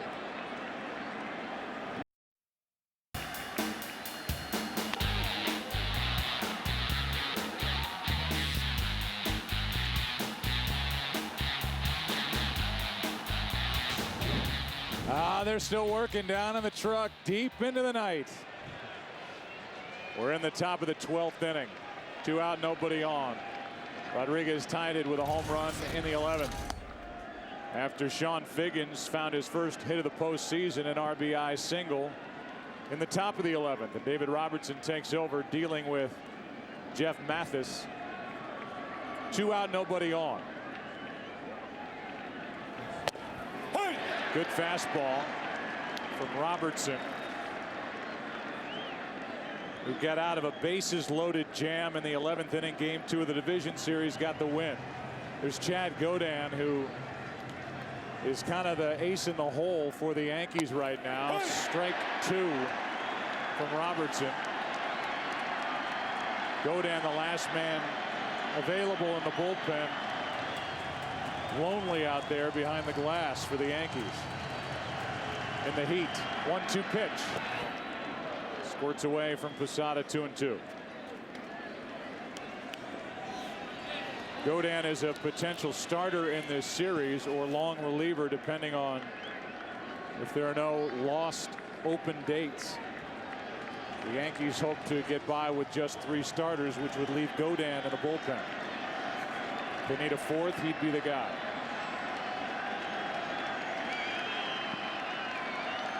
Mathis hit 5 home runs during the regular season.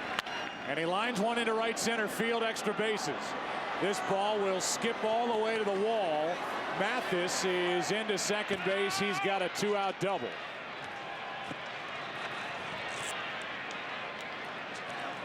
Jeff Mathis, who hit just .211 during the regular season, does this with 2 out. High fastball from Robertson. Right into the gap. I think he would have tried for a triple if there weren't 2 outs. But with 2 outs, you cannot take that chance.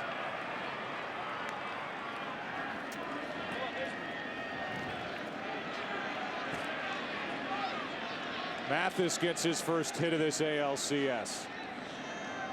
Now do you walk Izturis? I would think so. You've got Macier Izturis up now. You've got Gary Matthews Jr. on deck, who's walked and scored. 0 for 1 with the bat. And they will walk it.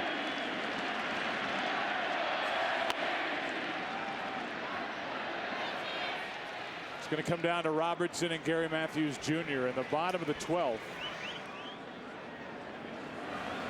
The Yankees have Cabrera, Posada, and Jeter coming up.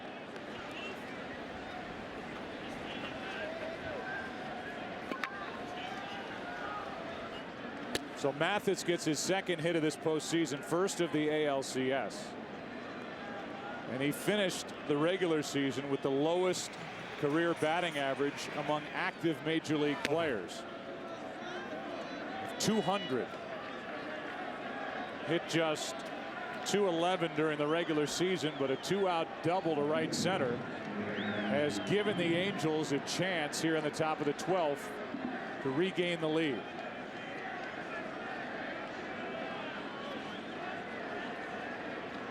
Matthews Jr. hit .250 during the regular season, drove home 50 on 4 home runs.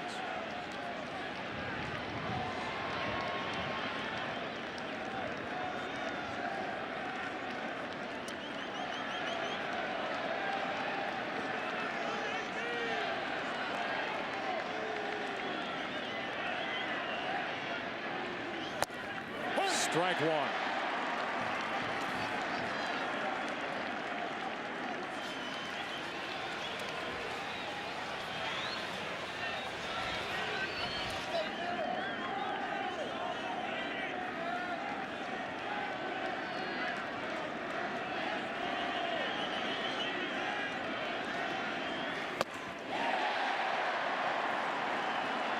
Strike 2 from Robertson.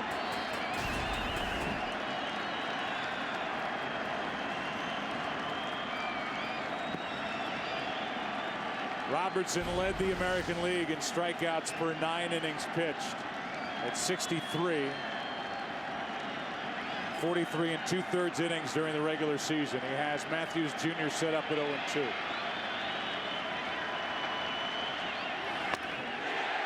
Ball 1.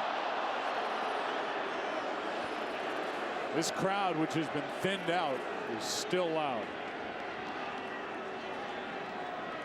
The weather has driven some out of this park. Rain has diminished somewhat.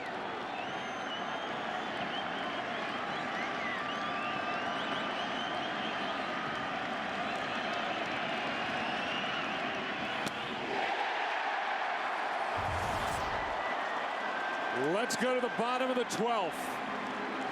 Cabrera, Posada, Jeter coming up. Angels have left 14 on. Tied at 3. Back after this from your local Fox station.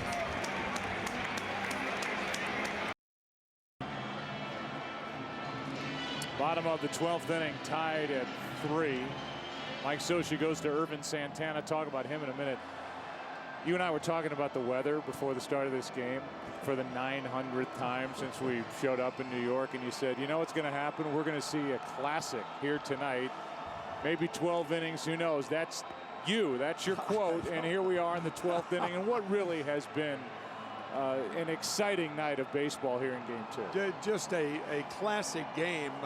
Now, I was out in the hall an inning after A-Rod hit the home run, and there was a big dispute among about 5 guys saying, how can they pitch to A-Rod? And he was leading off the inning in a 1-run ball game, knowing that if he got to first base, that Guzman would have bunted him over. That's the type of game it's been. It's your birthday yesterday. This is my gift to you. To get to sit here with you. This has been fun. It's been a fun night. And where's it going to lead? I know this. At some point, a lot of people are going to get on airplanes and go out to Southern California. And it'll either be 2-0 Yankees in this ALCS, or it'll be 1 game apiece in this ALCS, where it is 66 degrees in Southern California.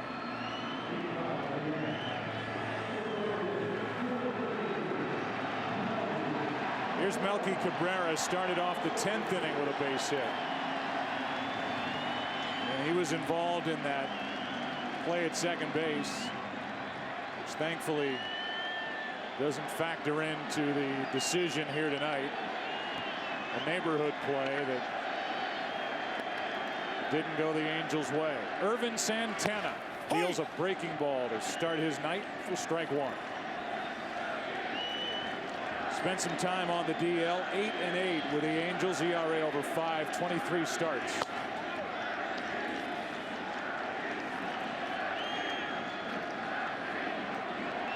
Two-time 16-game winner and an all-star last year, Santana. Strike 2. Made a big appearance in a Game 5 divisional series out of the bullpen for the Angels, picking up for Bartolo Colon against the Yankees a few years ago. That was out in Southern California.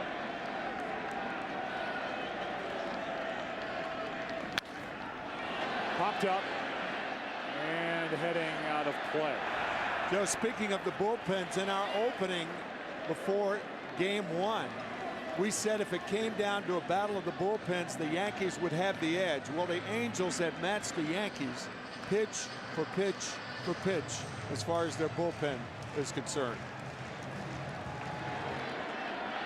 Now it's Santana, who had that Game 5 victory 2005 against the Yankees in the division series, a rocket foul. The rain has all but stopped.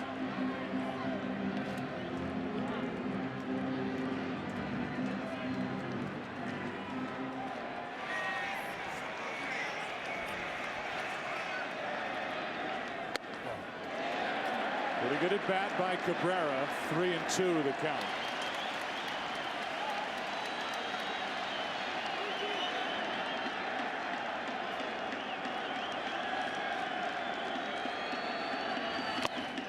And a good start to the inning for Santana, 1 out. Irvin, who started the season on the DL with a sprained right elbow, went back on the disabled list with right forearm and tricep stiffness.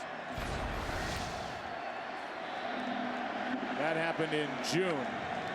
And here he is out of the bullpen. That's how deep the Angels are with their rotation, especially after they picked up Kazmir in August from the Tampa Bay Rays.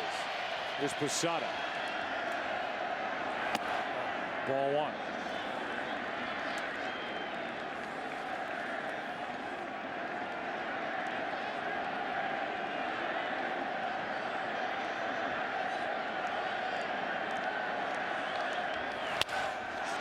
Little flare into right center, might drop, and does. Not well hit. Winning run is on with 1 out in the 12th.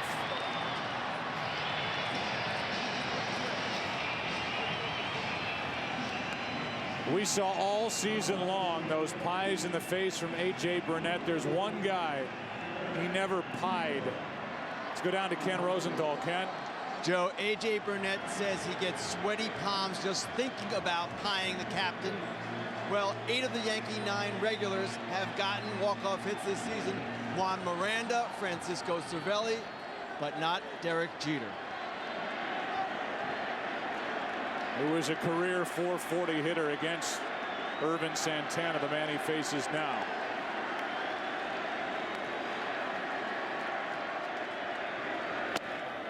Ball 1 outside.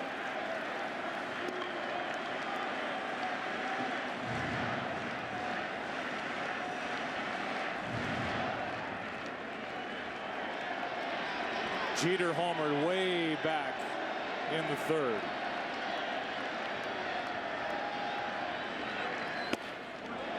Two and 0.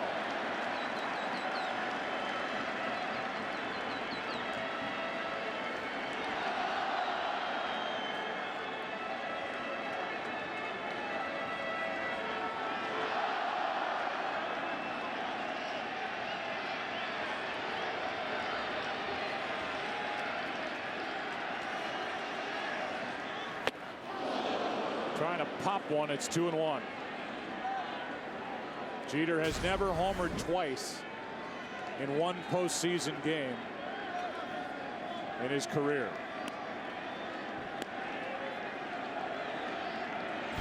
Done it 8 times during the regular season.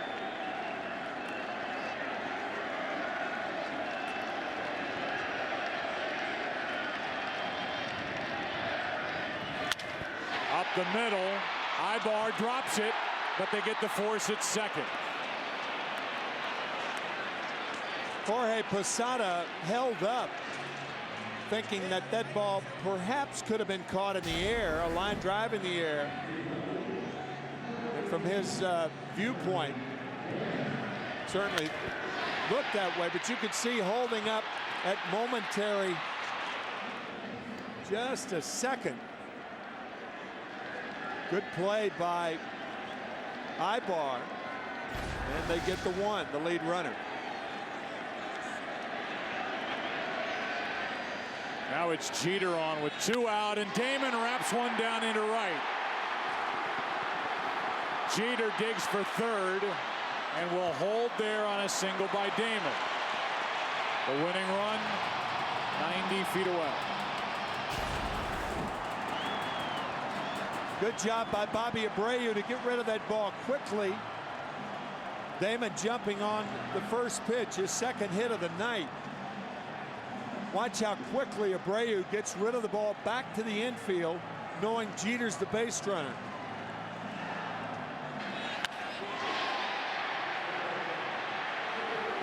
Any bobble, any mishandle by Abreu might have ended the game. That's right. Tiptoeing in a wet outfield in right.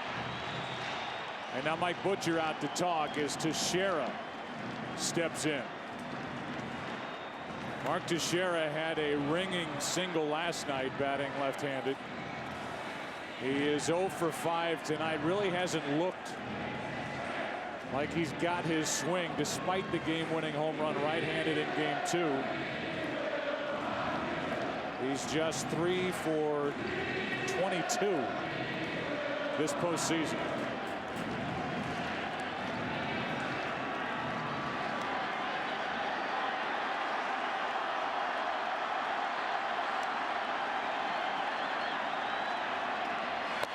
Damon takes second.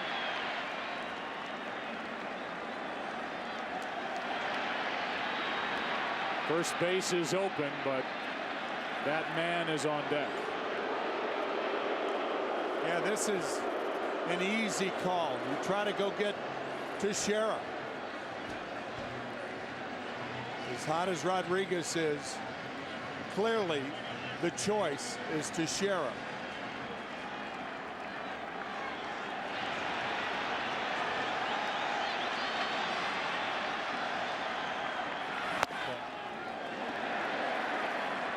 Two and 0.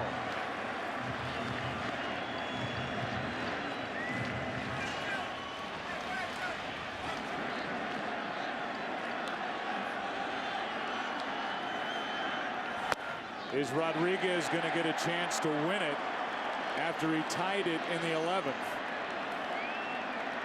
So far, the Angels look like they're pitching around Teixeira. Yep. Bases loaded for Rodriguez.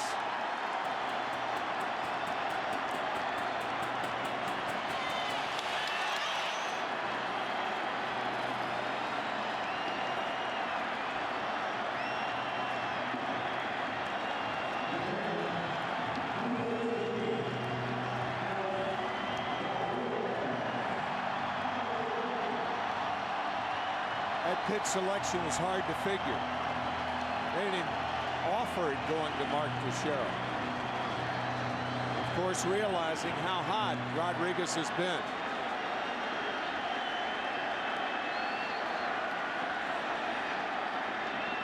Strike one. 94-mile-an-hour fastball from Irvin Santana.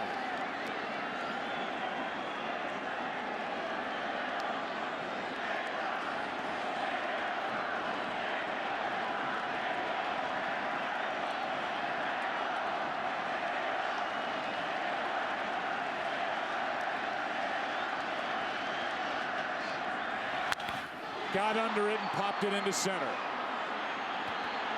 That's Torrey Hunter. And that's the end of the 12th. The Yankees leave the bases loaded. They've stranded 10. The Angels have left 14. We're going to play at least 13. Weekdays, you can make lunchtime your new prime time as FoxSports.com brings you lunch with benefits. Log on to check out new episodes of original sports shows delivered to your desktop every Monday through Friday at 1 Eastern. This Monday, don't miss the after party with Jay Glazer, presented by Sprint, where Jay chats with all of the NFL's biggest performers only at FoxSports.com on MSN. Here's Eric Ibar. Here's Robertson, and there's one pitch, and Cano misses it. I don't think ever touched it going into right field as the baseball, and the leadoff man is on for the Angels. That's another error on the Yankees. Yeah, and even though the conditions are very poor, this is inexplicable. Ball goes under the glove of Robinson Cano. And you're right, he never touched the ball. 3 errors by the Angels last night. 3 errors by the Yankees here in game 2. 2 by Cano. Both on balls hit by Ibar. I would think you'd see a sacrifice here.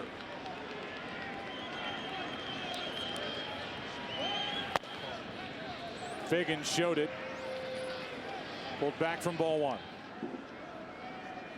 Sean has been on base 4 times tonight. 2 walks, been hit by a pitch, and has an RBI single. His first hit of the postseason. Snapped an 0 for 18 start.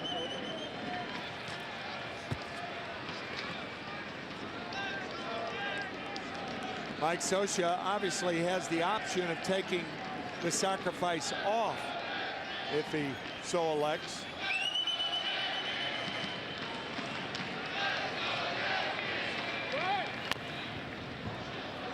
That's strike one.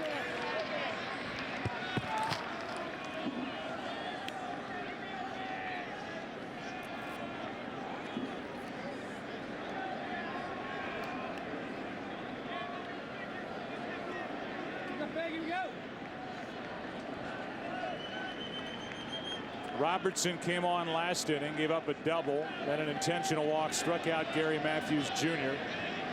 The Yankees loaded the bases in the bottom of the 12th.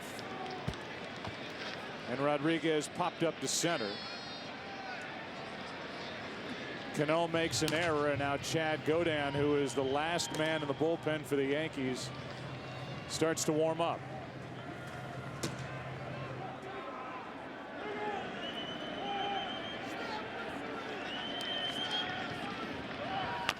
And the bunt out in front of the plate.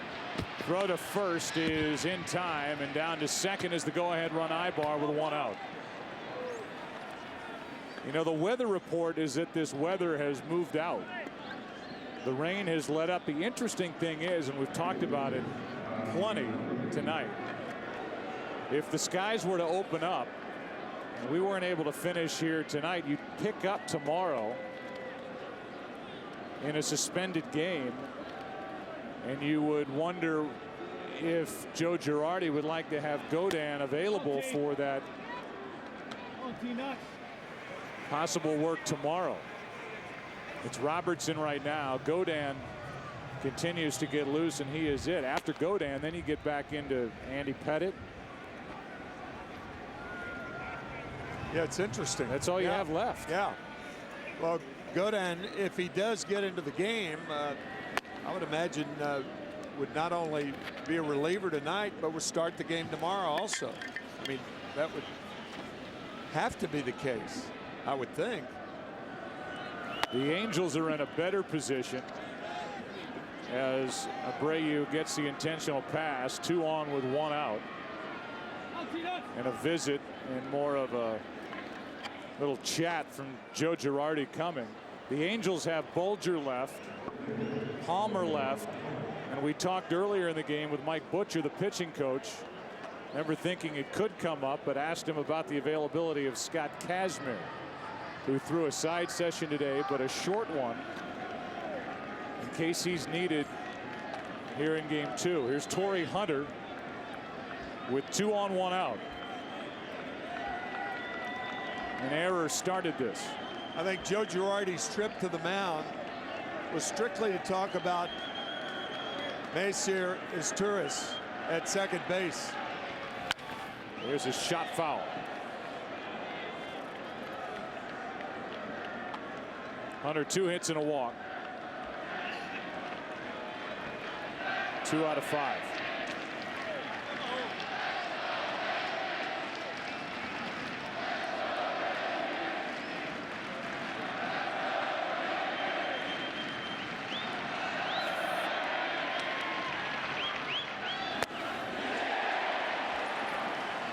That's strike 2. That's that fastball that shows up only as 92 miles an hour, but seems like it's coming in about 5 miles an hour faster. That's a deception that David Robertson has on that high heater.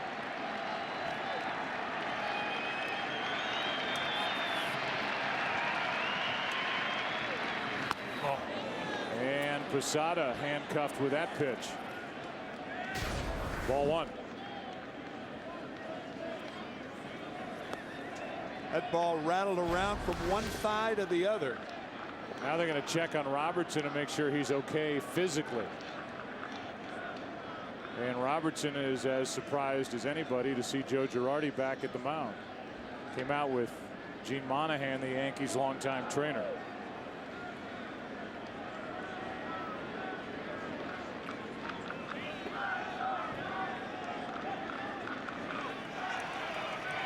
"13 pitchers have been used combined, 413 pitches thrown." We're at the 5-hour mark. And weather updates. Yeah, we are leading the world in that. Pete Macheska is our producer with Bill Webb, our director.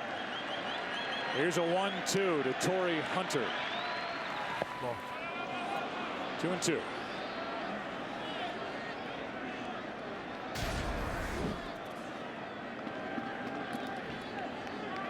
Wow, those are two terrible pitches from Robertson in this at bat with Torrey Hunter.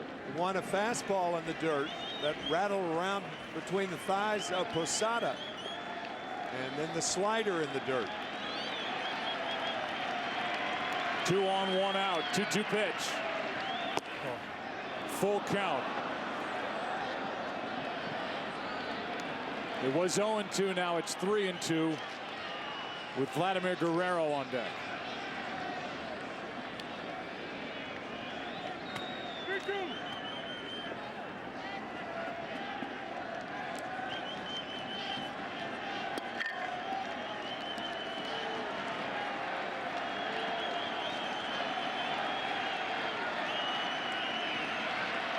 Runners go, and a foul.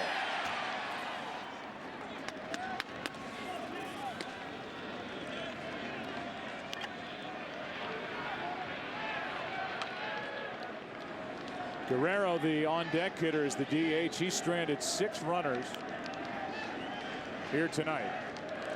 I think Joe Girardi's concern with Robertson is David was shut down from the 6th of September to the 28th with elbow problems, and I would imagine that's the reason for the trips.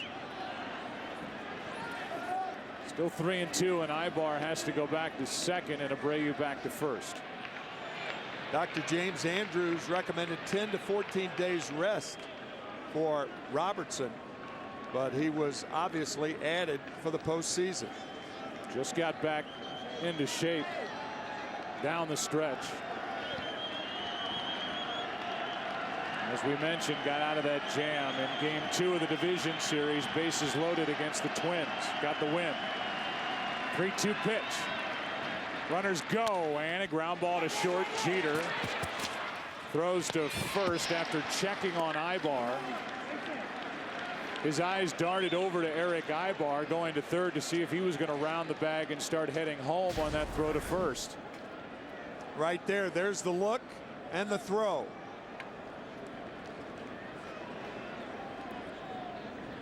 He doesn't miss much. No, he doesn't. He sees the lanes on a baseball field like Larry Bird used to see the lanes on a basketball court. Here's Vladimir Guerrero. They'll come right after Guerrero with a switch hitting Kendry Morales on deck.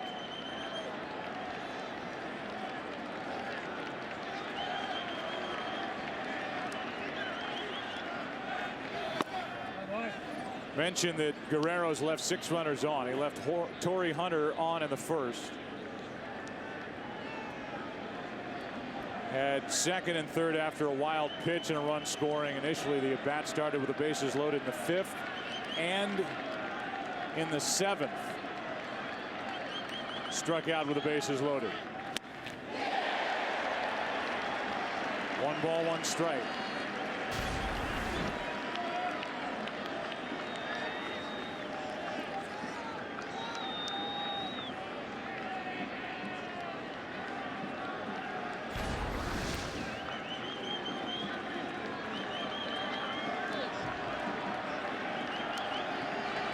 The 1-1.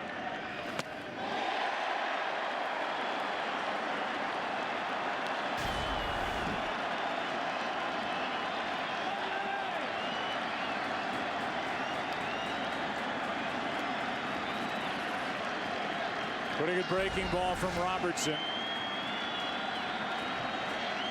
Guerrero has struck out twice tonight.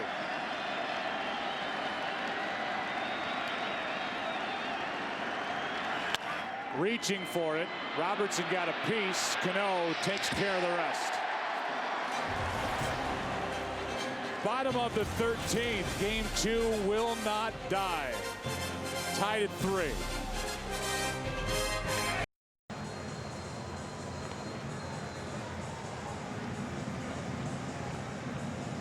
Irvin Santana worked the 12th. He'll work the 13th.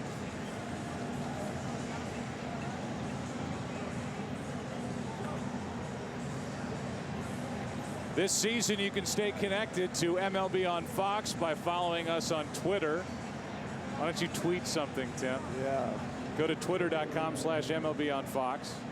Fox Sports is now on both MySpace and Facebook. Get breaking news, notes, video clips, and more. Just go to myspace.com/Fox Sports or facebook.com/Fox Sports and join the community. Here's Jerry Hairston Jr. off the bench to bat for Guzman to lead off the 13th inning.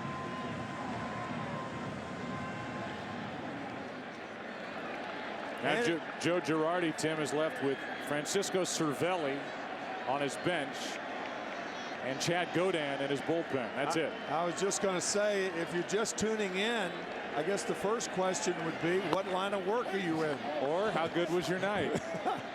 A rally cap.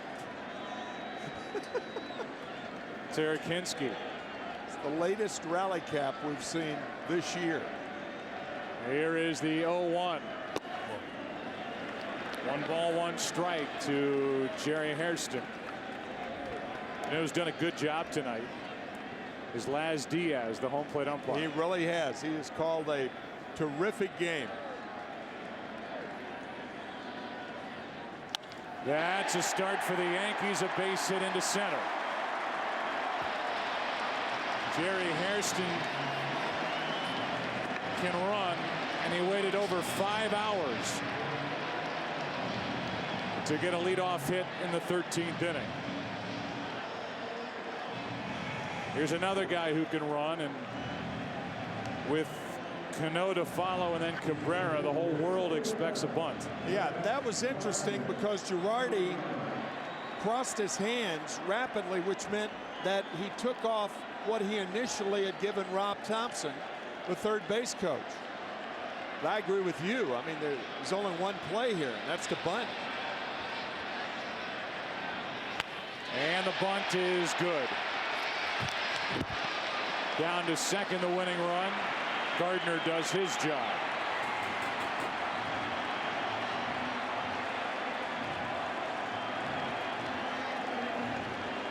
Only Cervelli is left, but right now it's Robinson Cano, who's made a couple of errors in this game. Put pressure on his pitching staff. With an opportunity to end it with a hit. First base is open. The Angels can be careful, and they're going to be really careful as they're going to walk it. Well, there's no sense in messing with Cano, and Santana almost uncorked a wild one.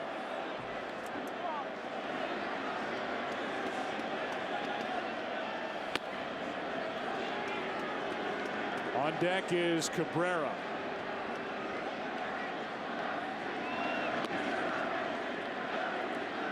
They're already chanting Melky's name.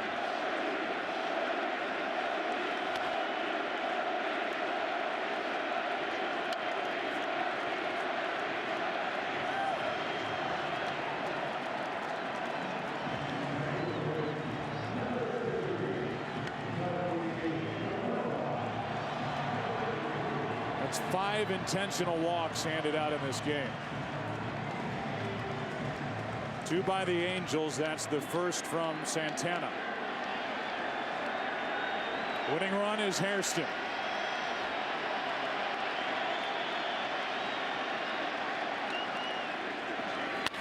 To the right side is Turris.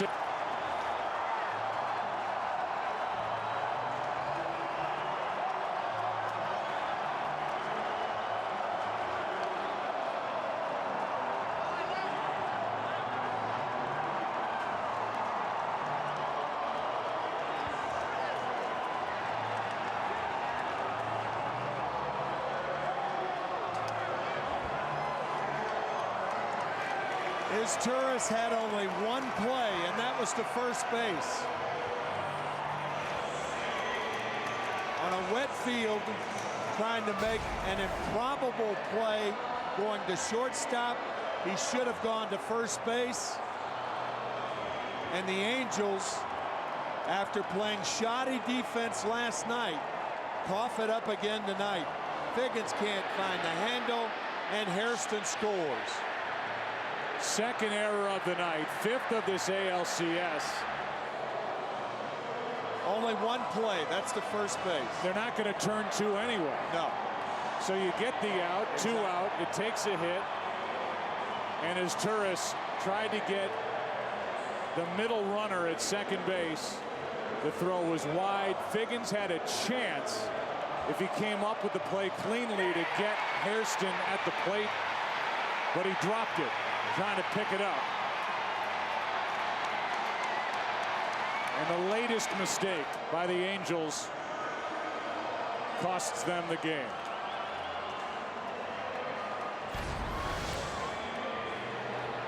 Five hours, 10 minutes in length. Game 2 down to the field. Here's Ken Rosenthal.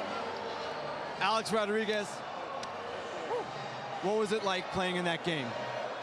Wow, what a game. Great game. It was exciting. Just fortunate to come out on top. Fuentes had you 0-2. What did you think at that moment? Well, he made 2 tough pitches. I was just looking to get on base, get a good pitch to hit and drive it somewhere, and got a good pitch and hit it well. Looked like you weren't sure it was going out. I certainly wasn't sure. I mean, the wind's been howling all day and has knocked the ball down all day for 12 innings. I was fortunate enough I got enough of it. Alex, the Yankees are now up 2-0 in this series. How good is your position? Well, I mean, look, we've been down this road before. Every game is very important, and we're better being 2-0 than 1-1. Do you remember who started this game for you? I know AJ did, and he did a phenomenal job. Alex, thank you very much. Joe, back to you. That's an unfair question. 5 hours and 10 minutes after the start, and Alex passed the test. A final in 13 innings, and it ends on a mistake.